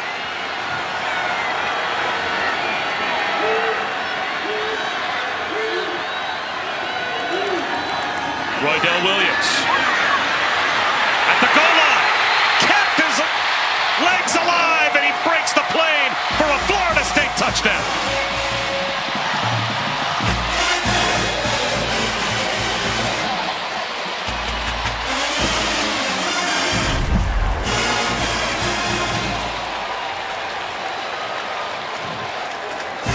This is just a nice, tough run on the part of Roydell. You see, oh, was that left?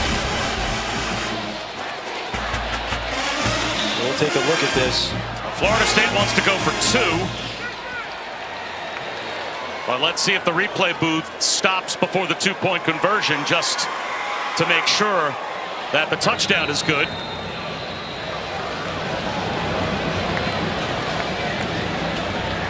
Florida State with as many yards on that pass to Malik Benson as they had in the entire first half offensively. See, he was surfing across the bodies of people below him. They don't believe as though anything touched the ground that would have downed him before he broke the plane. And here's the 2-point play try. Uyunglele won't get there. Oh, does he get walloped?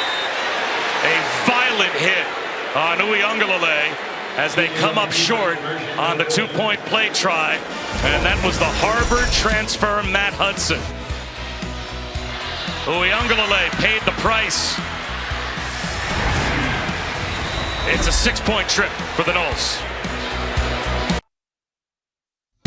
Well, the first teacher that comes to my mind is my mom. She was a 2nd grade teacher, and after school every day, I'd go to her classroom and she'd make me read books until she was done with work.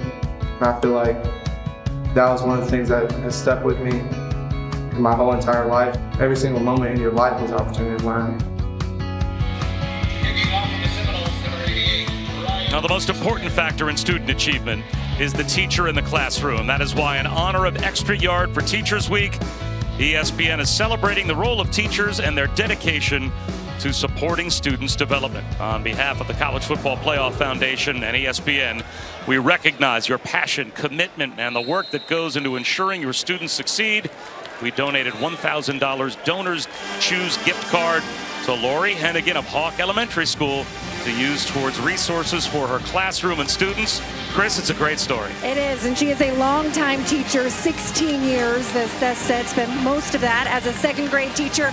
Comes from a family of educators. Her dad was a principal, her mom was a speech therapist, and it continues in the Hennigan family. Her husband, Dave, Seth's dad, a longtime high school football coach at Denton Ryan. They played on Thursday, which is why they're able to be here today. Seth wants to follow in Dad's footsteps, a chance to impact the next generation as a high school football coach. And Mom is a teacher, Dad is your coach. And Seth with an 11-point lead. At Doak with a swing pass to Mario Anderson. Spin cycle.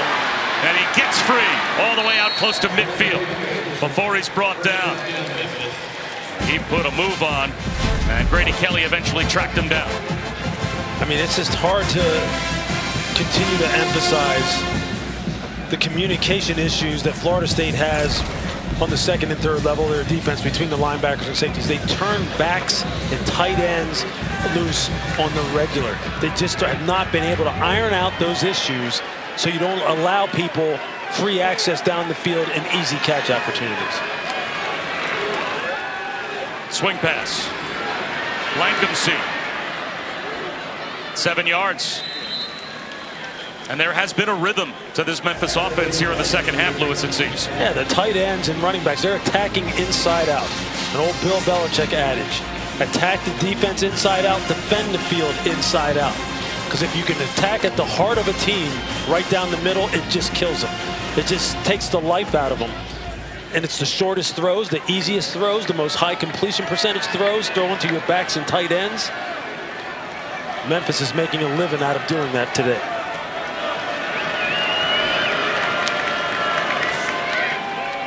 Anderson breaks a tackle, gets an extra push, and I think he's got a first down. Looked like he was pushed just past the line to gain. DeMarco Ward hit him first.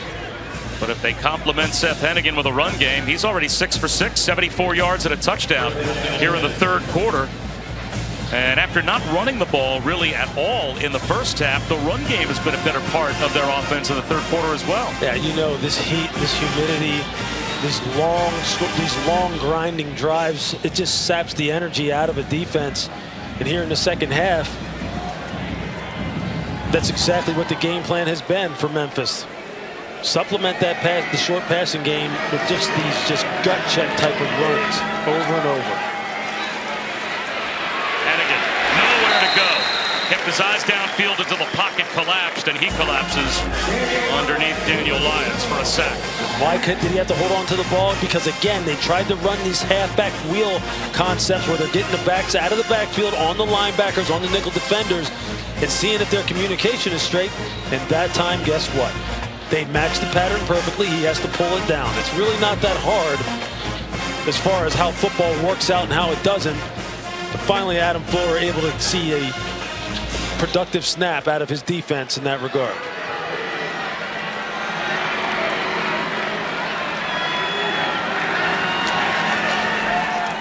A rollout for Hennigan.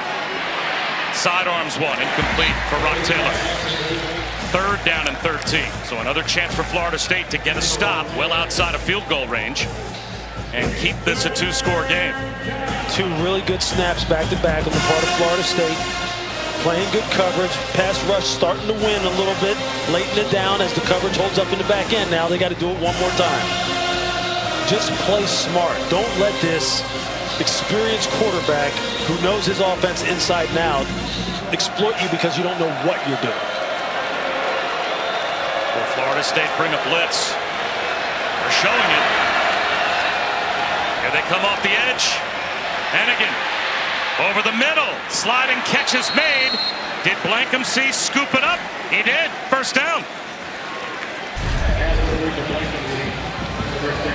That's just a big-time job by Hannigan of buying time. Step up in the pocket, avoid the rush, keep 2 hands on the ball, don't get it knocked out of your hands, and then Blankensee just working across the formation, seeing that his quarterback needs to find an open target and making the low, tough catch.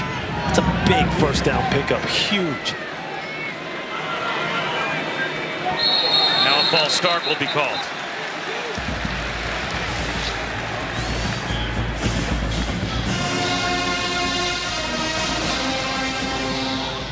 Memphis is arguing that Florida State may have jumped, might have induced it. Let's see what this call is. Certainly looks like Brian Silverfield's making the same argument. Full start. Offense, number 61. 5-yard penalty. 1st down. It's not a winning argument, as it turns out. You're just going to see the route here by Blankensee against Kevin Knowles, the nickel defender, playing outside leverage, which means he's expecting someone on those in breakers to be there and to help him out. But the safety, Devontae Brown, is just too deep. He's just not prepared to offer that help on that deep in cut. It just all goes together. That's a backwards pass. It's handled by Jacoby Banks. And he runs out of bounds. He lost some yardage. Lost about 2. So with 3 minutes to go in the 3rd, it's going to be 2nd down and long. 2nd down and 17 for Memphis after the penalty and a negative play on 1st down. These are the ones, the down and distances that as a defensive coach and defensive coordinator Adam Fuller, that you just expect your team to be able to get off the field here with at the very most a field goal attempt. Can't allow them to convert in these kind of long down and distance situations. Easy pitch and catch to Lamphere. That's going to make it 3rd down and manageable. 3rd and 6 as he gets to the 25-yard line. And Florida State, they have really struggled this year stopping teams on 3rd down. They need a stop here. I mean, the linebackers are sitting at 12 yards depth on that zone coverage. It's just easy pitch and catch for Seth Hennigan. You're not challenging them. You're basically just letting them get chunks here. Now they're in the 3rd and manageable. Hennigan's been picking these up in his sleep. There's Adam Fuller. What will he dial up to try and get a 3rd down stop? He's going to dial up a 5-man rush. Hennigan, flag down, short of the 1st down. That might have been a pick.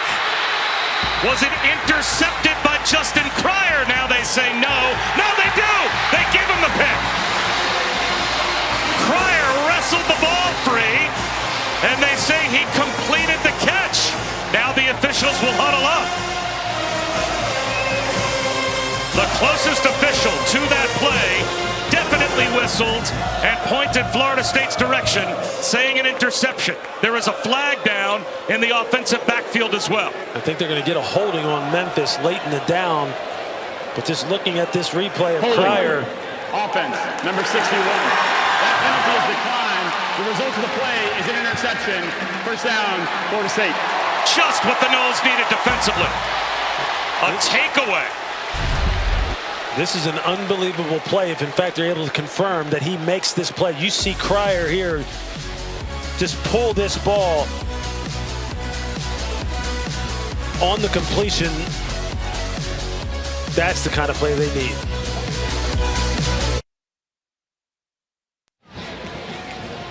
This was ruled an interception on the field, and it was determined that Justin Cryer had enough possession of the football while he was down. And even though the ball came loose there, it was ruled that he completed the catch. And so it is a Florida State takeaway. And they've got the ball back off of the touchdown on their last possession. They might have a game again as Cam Davis bulldozes his way up the middle and picks up 7 on first down. You're going to see Cryer right here in the middle of your screen. Just watch how he's able to play this combination coverage, this 3-on-2 situation or his 3-on-3 situation.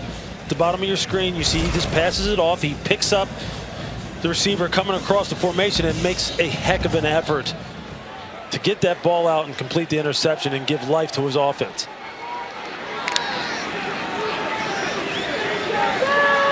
DJ Uiagalelei hit a deep shot to Malik Benson to set up the Florida State touchdown to make this a 2-score game. Nothing there for Cam Davis. After he picked up 7 on first down, he loses 3 here. Matt Hudson, he's had some big tackles these last couple of drives against the Florida State offense. A 3-yard tackle for loss here, and now 3rd down and 6 after the takeaway. This is a big play. It is. And you see Lawrence Toafili come into the game in the backfield, number 9.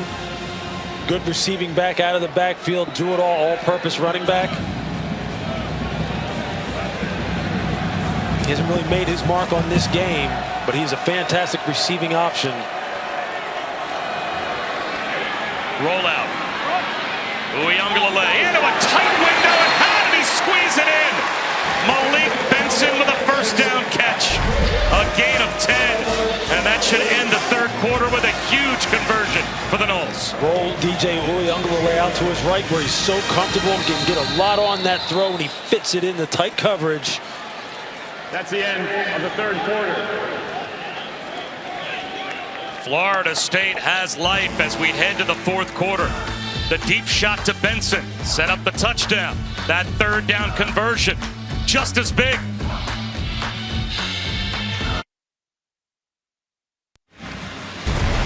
Coach, what have you seen different out of your offense since coming out of halftime? We were able to get a couple explosive plays. Obviously that's big for us. I think guys kind of settled in, and now we just got to go put together drives. It's a big 4th quarter. We got to get stops defensively. Big takeaway there. But I'm excited to see these guys go compete to the end. Thank you, Coach. Thank you. And Florida State starts the 4th quarter with a quick hitter to Benson and a cutback run. Breaks another tackle. Malik Benson starting to take this game over for Florida State, the Alabama transfer. He's made arguably, Lewis, the 3 biggest offensive plays of the game for the Noles. He sure has. The explosive down the middle. On the big pass play here, they have a nice little wide receiver screen set up where they get the lineman pulling down the field and get a hat on a hat. Malik Benson just turns into a running back. They've got Memphis a little bit on their heels now.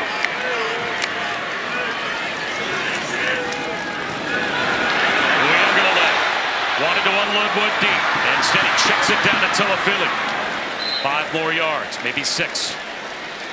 Tackle made by Hudson. Florida State only had 67 total yards in the first half. A totally different story in the second half, but they've only had 2 0-3 starts in the last 50 years. One of those was under Mike Norvell. He does not want a repeat.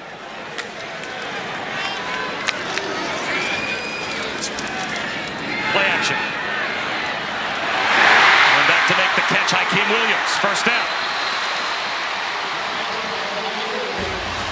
It's a Nice job by DJ Uyunglele of pulling that ball on the RPO and then getting it out here to Hakeem Williams on the little stop route as he sees the corner bailing off coverage. He realizes the run is dead. The receiver breaks the route off nicely. He's able to get that long throw out to the sideline. Good execution. And Davis picks up 4. What's the biggest difference you've noticed in Uyunglele? Where is this rhythm coming from? I think once, look, he's had some rhythm in this game. He's just had some drops. But now, after he hits the big post down the middle of the field to Malik Benson, you just see his confidence starting to kind of like flow a little bit. And Mike Norvell's dialing up some nice plays, and they're executing. There's some quality players on this side of the ball for Florida State. You can't. He's 5 for 5. Williamson makes him 6 for 6 here in the second half. Another Florida State first down. This is another good decision by DJ Uyunglele, rolling out to his right again, where he's comfortable. And then you see Big Darian Williamson with the nice catch. 6'3", 202 pounds, a big body on the outside. Cam Davis inside the 10-yard line. Bobs and weaves his way to about the 7. Broke the tackle of Brett Carhu. Gained 6.5. Cam Davis, the former 4-star, you see him just make the defender miss on the line of scrimmage. 224-pound tank with good feet. Nice drive by Florida State. Mixing the run with the pass. Good decision making by the quarterback in the RPO game. Throwing the football with accuracy. Receivers catching the ball. Tipped ball. Finds its way still to Williams. But he's got nowhere to go. It'll be 3rd down inside the 10-yard line. He actually lost a yard. You see the pressure coming by A.J. Watts off the edge. Now here comes the chess match, right? In this 3rd down situation, it's Jordan Hankins, the defensive coordinator from Memphis, against Mike Norvell. So what do you want to do? Do you want to just rush and cover with 7 in the back end? You want to send an extra guy after DJ? Do you want to play man? Do you want to play zone? Who's been hot for them catching the football? Got Warlock in motion. Portier at the top of the screen. Uyunglele tucks it under. Hurdles. Still alive. And now the whistles blow. Everyone's slowed up, but he wasn't down yet. And now he gets hit. Seemed well after the whistle. Finally was blown. And it looks like he's short of the first down at that. That was a confusing play. A.J. Watts hit him first. I think DJ thought he was down. He started walking. He thought the down was over also. Watch him here. Right there, his knee, his left knee is down on the ground. Looks like it should have been blind dead right there. Well, it's 4th down and less than 1 inside the 5-yard line at Florida State. Down by 2 scores. Obviously, they're going to go for it, especially with the rhythm it feels like they've got going offensively. Yeah, it looked like he was going to toss that football to Portier in the back right corner of the end zone. Maybe could have fit it in there. Uyunglele, will he get the push? He will. Easily picks up the first down. Goal to go for the Noles.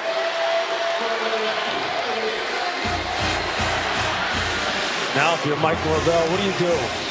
Cam Davis has been running the football with authority. Roydell Williams with authority. That big offensive line, that experienced offensive line that has started to come off the ball. Do you lean on them right now and say, hey, look, this is another one of those character checks?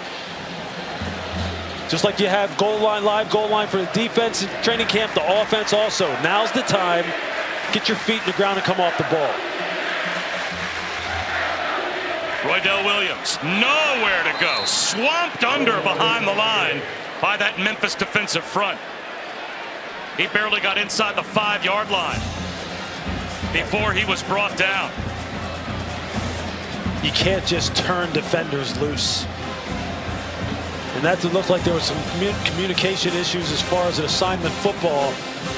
And again, it's the kind of thing that continues to plague Florida State in spurts. There you see the defensive coordinator, Jordan Hankins of Memphis. Javon Dennis, Devin Baldwin led the charge. Feels like play on first action. down. There is play action. Looks end zone, floats one, way out of bounds. He airmailed Brian Courtney. Now it's going to be 3rd down and goal. Back close to the 5-yard line.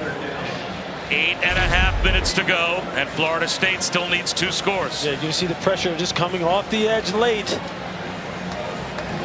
It's Hamilton coming around the edge, and it just kind of sped up the clock in DJ's head.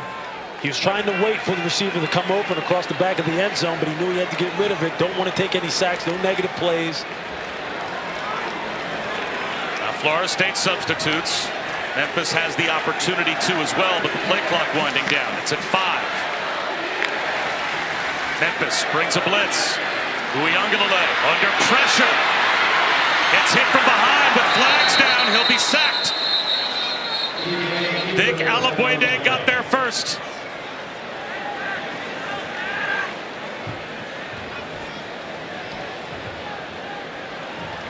It'll be holding against Florida State. Holding. Offense, number 69. That penalty is declined. Brings up 4th down. And at the end of a 16-play drive that gets all the way down to about the 2-yard line, Florida State has to kick the field goal here. You can see the pass rush of Memphis. Guys able to get on the edges of these offensive linemen, make them move their feet, make them have to reach and lunge and grab. But just penetrating the pocket and just messing up the timing for DJ Uyunglele. 25 yards for Ryan Fitzgerald to make it a 1-score game.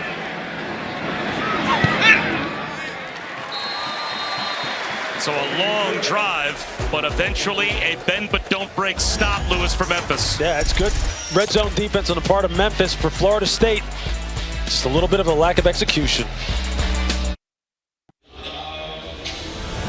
Tonight at 8 Eastern over on ACC Network and the ESPN app, Virginia hosts Maryland. And what a top 25 women's volleyball matchup we have for you Tuesday night on ESPN. It's number 21 Florida State squaring off against number 13 Florida at 7 Eastern.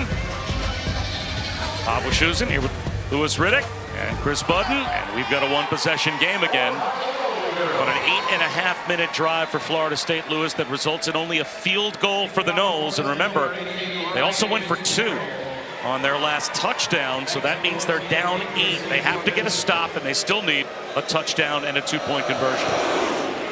We've been talking about character checks. Here comes another one.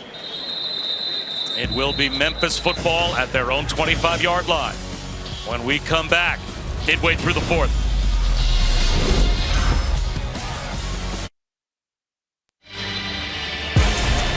As we head towards the 12-team college football playoff this year, we take a look at this week's college football rankings brought to you by Goodyear.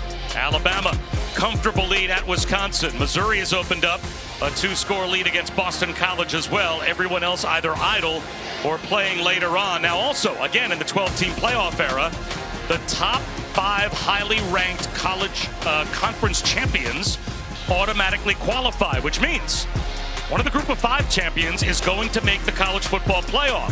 Our playoff predictor right now has these 5 teams as the best chances to make the college football playoff. And you saw Memphis coming into today as having a 10% chance to make the college football playoff. That's entering today.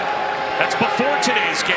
As gwes-eas breaks free, puts his foot in the ground and gets to midfield to start this drive for Memphis with a lead with under 8 minutes to go. Yeah, just a simple inside zone, and you see he just breaks it off of the blocks, reads the blocks perfectly, gets the ball north and south. Florida State sending pressure. Don't pressure with gap discipline, and that's how you produce chunk plays in the run game. When you aren't gap sound, this is the worst time for it to happen. And with a veteran quarterback in Seth Hennigan, they are in no rush, letting the game clock wind down. They've got a first down near midfield. gwes-eas again. Starts left, cuts it back to the right. And he will lose about 5 yards. There's the negative the Florida State defense needed. But Lewis, to emphasize the opportunity that Memphis has if they win this game. And again, this has nothing to do with the results of the other group of 5 teams, just Memphis in a silo. our numbers, if they hold on and win this game, go from 10% to make the playoff all the way up to almost 20%. Their odds almost double just by winning this game because of their chance to then win their league. Yeah, they knew what was at stake. They knew how important this game was despite Florida State's record. Coming down here and getting a win on the road would be huge for them. And again to throw. Off his back foot. Incomplete. 3rd down and 15 with 6:34 to go in a one-possession game. The push there from Marvin Jones Jr. Front and coverage working together. The coverage in the back end. The communication was clean. Nobody was turned loose. And that just buys an extra second, an extra beat for the defensive line and the pass rush to work. Eventually they put him in the vise. That being Seth Hennigan by the defensive ends. That's how it's supposed to look. What an opportunity for the Florida State defense here to get the ball back for their offense. For Memphis, if they could manage just a field goal on this drive, it would all but end the game. Florida State rushes 4. Hennigan to Anderson. Well shy of the first down. A.J. Kirkland brought him down first, a gain of 7. And here comes the punt group for Memphis from midfield. That's answering the call on the part of Florida State. Big run by DeRosier to start off the drive. They settle down, they recover, play assignment football, give their offense one more crack at it. They need a score and a 2-point. So Joshua Sloan will try and pin them deep. LaWayne McCoy hoping for a chance for a return inside the 10-yard line. Flag down. Is that on Florida State? Memphis believes so. I believe it is. I think you saw KJ Kirkland come across the line of scrimmage. Well, they can't pick up a first down with this penalty, but it might at least create a decision. It would make it 4th down and 3 if this was a penalty against Florida State. Let's see. Offside. Defense, number 24. 5-yard penalty.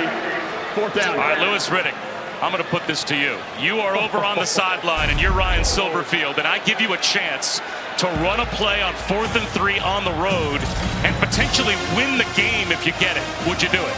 Yeah, I would. And I think that's exactly what Ryan Silverfield's going to do here. Wow. I think he's saying, look, I'm recognizing there's a moment here right now. Can I dial up the play? Can I take advantage of what has been the weakness of Florida State? How have we been able to exploit them? So this changes everything for Memphis from 4th and 8 and punting to 4th and 3 and going for it. Our analytics disagrees with this decision. Our department says kick up 8. Memphis instead's going to go for the jugular. Hennigan rolls out to DeRosier. Reaches the ball out. It looks like he's got it. Oh, he took the hit. Kept his feet. First down, Tigers. Wow. That's a big time effort on the part of DeRosier, because he took a heck of a hit from Kevin Knowles right at the marker. Watch the nickel defender, Kevin Knowles, plays with good vision, and then watch him rally. Now he knows it's the moment of truth. He puts everything into it, but you see the balance of DeRosier. That's just a hell of a football play. To take that hit, know where you're at as far as where the line to gain is, and still get that ball across.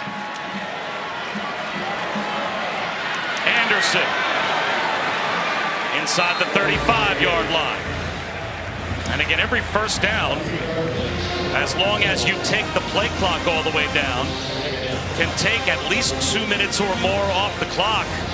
As long as Florida State doesn't use their timeouts, they're going to be forced to pretty soon. They've got the 2-minute timeout and 3 left. But also now you've got Memphis closing in on field goal range. What a gutsy call by Ryan Silverfield, putting it in the hands of his star quarterback, trusting he'll make the right decision, put the ball where it needs to be put. And DeRosier making maybe the play of the game. Anderson. About 1.5 yards shy of a first down. That will make it 3rd down end about 1.5 yards. KJ Kirkland made the stop. So they can take the clock close to about 3 minutes to go before they run this third down play. You see them just letting the clock bleed down, taking their time with the substitutions. Hennigan in full control. He's getting the play call in, making sure everybody's lined up, reaffirming the fact that, hey, look, no mistakes, no pre-snap penalties. And for Florida State, just communicate this out as far as what your responsibilities are. Brandon Thomas bounces off tacklers easily, picks up the first down, but a flag is thrown.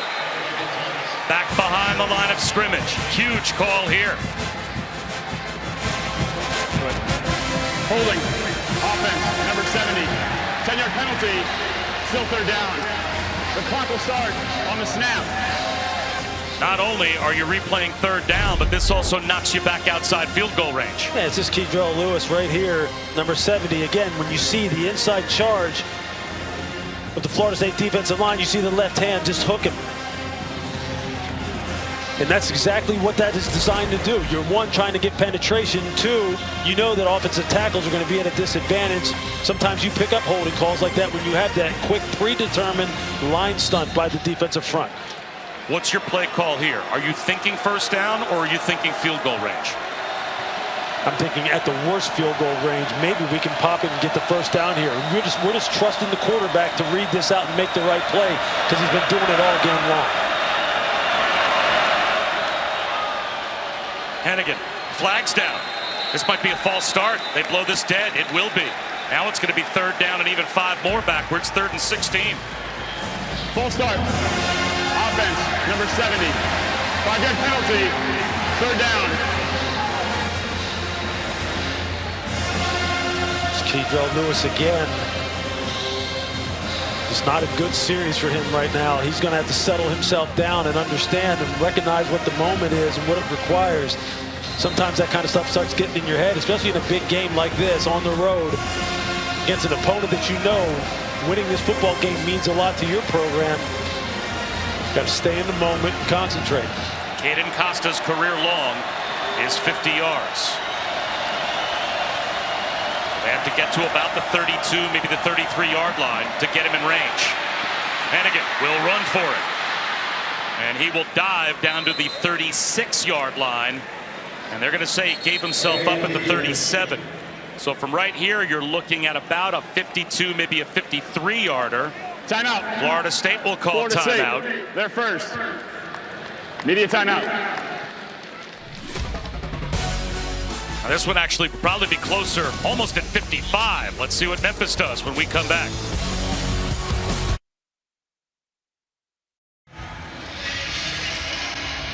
We are back, and Caden Costa is lining up from 55 yards away to try and give Memphis a 2-score lead with a little under 3 minutes to go. His career long, Lewis, is 50 yards, so Ryan Silverfield is going to give Costa a chance. You must have seen him do it from this distance at some point in time in training camp. Spring ball.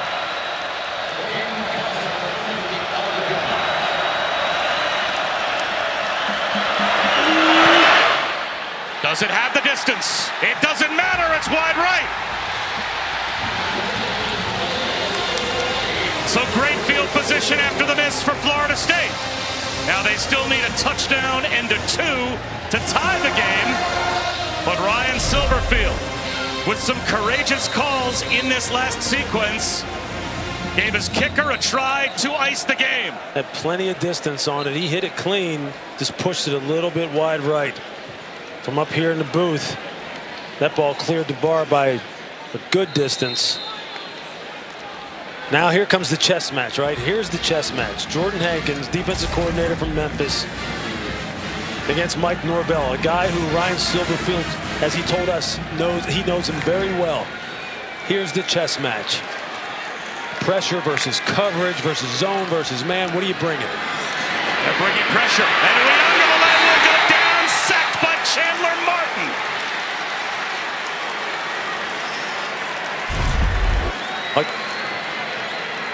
You see Chandler Martin, watch him just come off the edge here. They just collapse the interior down. No one jumps out to pick him up. Chandler Martin just making big play after big play in this game. Now only a three-man rush. Uyunglele broke it up. Tried a long throw to the sideline, and Kobe Minor was there. Third down and 19 after the sack and the breakup. Textbook corner play.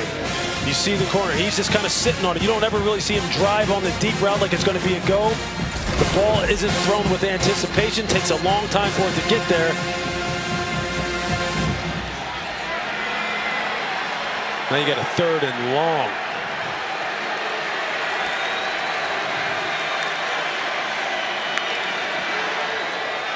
Another blitz. Uyunglele spins out, being pursued, sacked again, back to the 15-yard line. And this should take us down to the 2-minute timeout. They go with zero coverage, max blitz. They bring Brian Edmondson off the edge. You're going to see him come off the edge clean. That is the 2-minute timeout. DJ rolling out to his left. They've got him in their sights. Big time. Time now for the final 2 minutes, presented by Allstate.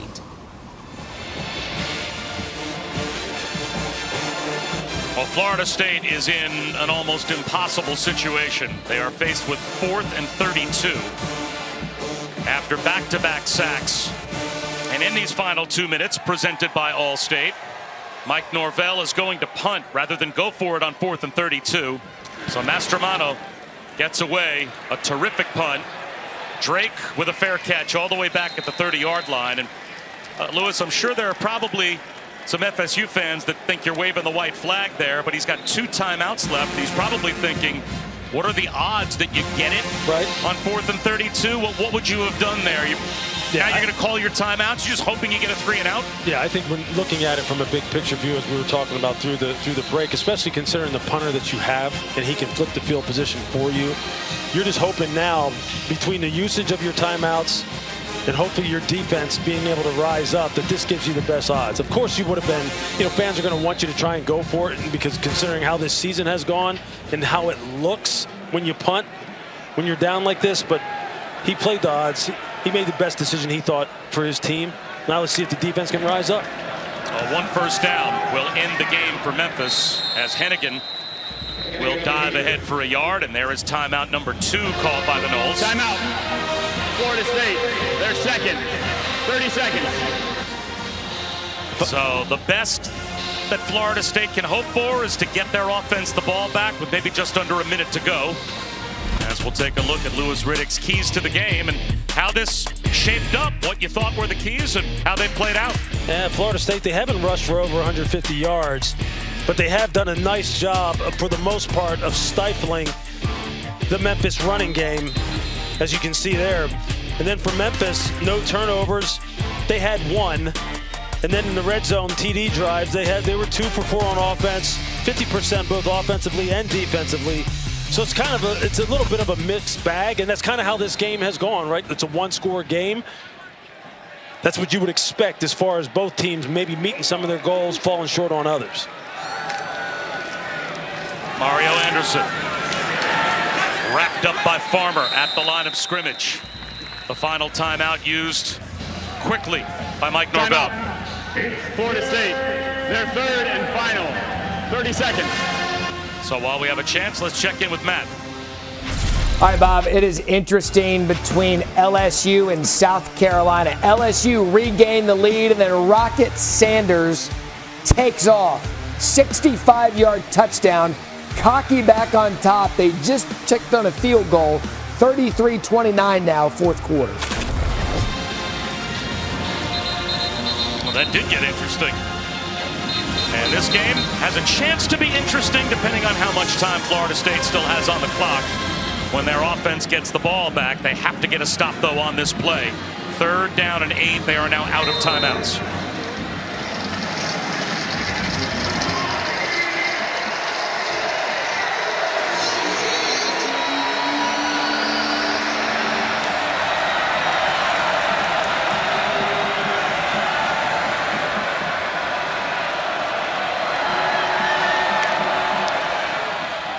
Henderson.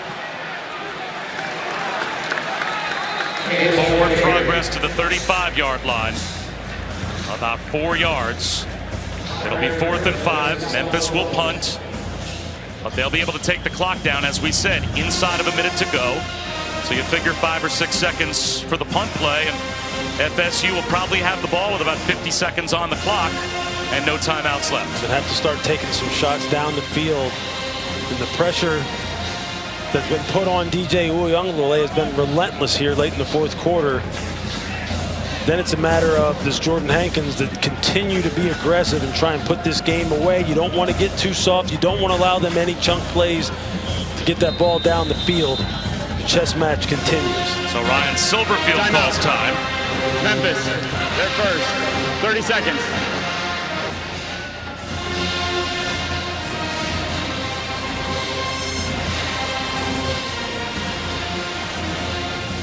Bob Wischusen, Louis Riddick, Chris Budden is with us as well. It's hard to believe from a Florida State perspective that we are having this conversation, right? Starting off the season 10th in America, and off of last year, an undefeated season until the Jordan Travis injury. And we know what happened with the college football playoff, the disappointing end to their season, but Noles fans have to be shell-shocked. Yeah, it's just lack of rhythm on the offensive side, lack of consistency. You see it in spurts. We saw it in spurts when we were here, 2 weeks ago, and you're seeing it in spurts here in the second half, and you're seeing it out of certain players, but collectively they just can't keep it going. Defensively, they finally show up today as far as trying to capture the line of scrimmage, make sure they shut down the run game, they don't get the ball run on them like they have the previous 2 weeks, but they still give up some plays in the passing game.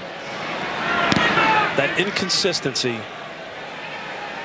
LaWayne McCoy lets it bounce, and Memphis avoids touching it and lets it roll dead inside the 15-yard line. And that takes some extra time off the clock as well, all the way down to 46 seconds. A 52-yard punt. So McCoy not catching it costs Florida State yardage and time.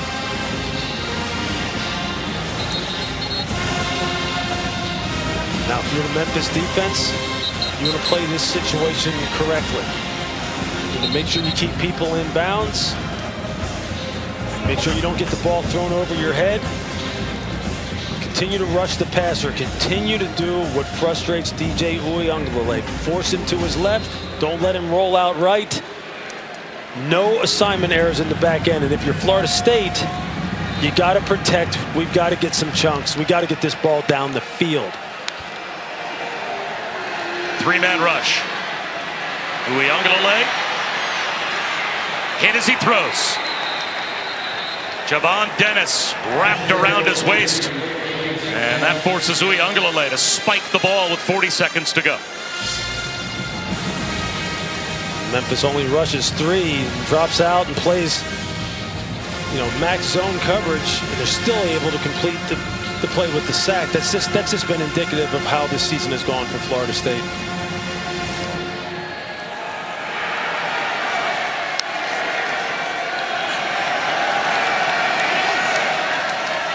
Again, they rush only 3. Over the middle. Morlock. Catch and run. Out to the 43-yard line. And again, the clock stops until they set the chains and set the ball ready for play. Now it starts to roll again. Uiagalelei trying to get his team set to go. Takes the snap. Here comes a blitz. Long throw outside. The number's incomplete for Benson. Defensive coordinator Jordan Hankins said enough of that rushing with 3. I'm going to heat you up a little bit. I'm going to get some more after you, so I'm going to bring 5 now. Make you speed up your clock. You're not going to just sit back here, DJ, and pick apart my zone coverage, because it was a beautiful throw to Kyle Morlock on the play previous. No timeouts for Florida State. And they have to have a touchdown and a 2. 19 seconds remaining. Memphis shows blitz. Here it comes again. One-on-one out on the edge, but a miscommunication. I'm not sure if that was a pick play where he wanted Williamson or if Hakeem Williams went in and Uiagalelei thought he was going to stay out. It'll be 3rd down and 10. Yeah, they went with 0 coverage. Max blitz. It's just a longer developing route combination when you have that wheel route where the third guy in the trip set is running the wheel, meaning he runs an out and up. It just takes too long to develop when you've got max pressure coming on you. That's the chess match. You're trying to get chunks, but you can't get chunks when you've got max blitz coming. Another blitz. Benson broke it up. Greg Rubin knocked it away with only 9 seconds to go, and it's 4th and 10. It's a nice job by Rubin of not committing the PI and just timing this up. He arrived maybe a tad bit early, but he's able to punch that ball out because Benson was open. So now it's 4th down, and the best that Florida State can probably hope for is 2 more plays. Memphis, they're second. 30 seconds.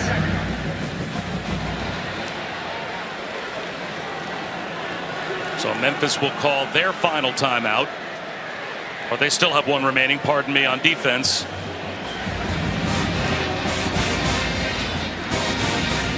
Now Florida State, if they do pick up a 1st down, I don't even know if they'd have enough time to get up and spike the ball. Exactly.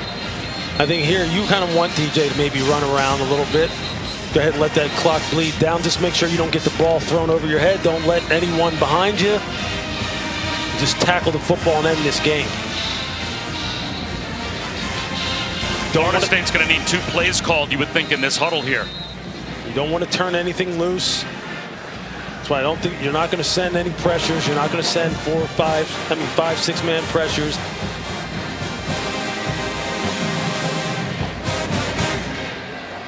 The Noles need a miracle, and that's all that's standing between Memphis and a terrific road win to keep their undefeated start alive. Uiagalelei over the middle. That's pulled in. Morlock gives himself up. 2 seconds to go. The clock stops, and the Seminoles will get lined up. The game clock needs to be reset to 3 seconds. They add the game clock needs to be reset to 3 seconds. It will start on my signal. That actually does give Florida State a chance to spike the ball if they want. You can spike it if there's more than 2 seconds on the clock. And Mike Norvell realizes that and gives his team the signal to spike it. If there's 2 seconds on the clock or less, you can't spike it. But 3 seconds or more, and you're allowed to spike it. And now Please they have a chance. Set the game clock to 1 second. 1 second on the game clock. To at least get organized before they call a play. Although this is just a Hail Mary into the end zone, I guess. But they gave themselves a chance. Good awareness on the part of Morlock to get down. And he got a favorable call. I was watching the clock and him as he went down to the ground. Were they going to put a second back on the clock? Worked out to their favor. So 1 last chance for Florida State. Here comes a blitz. They don't want to give Uiagalelei room to get it to the end zone. He'll heave it. It's down near the goal line, batted down by Memphis, and their sideline explodes. The Tigers, with Julian Barnett knocking it down at the goal line, win it here in Tallahassee.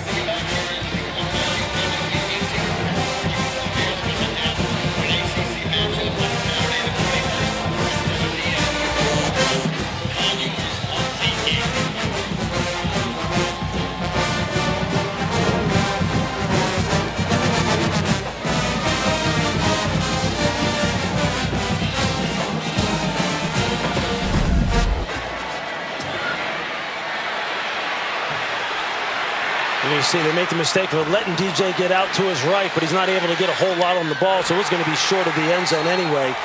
But it's a smart defensive play on the part of Memphis to not try and go up and pad your stats and get a pick.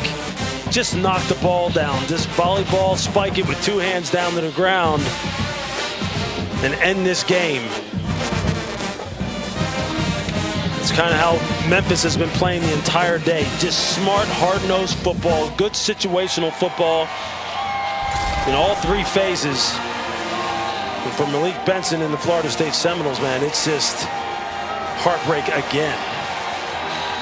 Hard to believe, but for the second time in 5 seasons under Mike Norvell, it's winless through 3 games for Florida State. And Memphis with a huge win on the road. And they could very well be in this college football playoff picture throughout the season. For Lewis Riddick and Chris Button, I'm Bob Wischusen. Thanks so much for watching. So long from Tallahassee.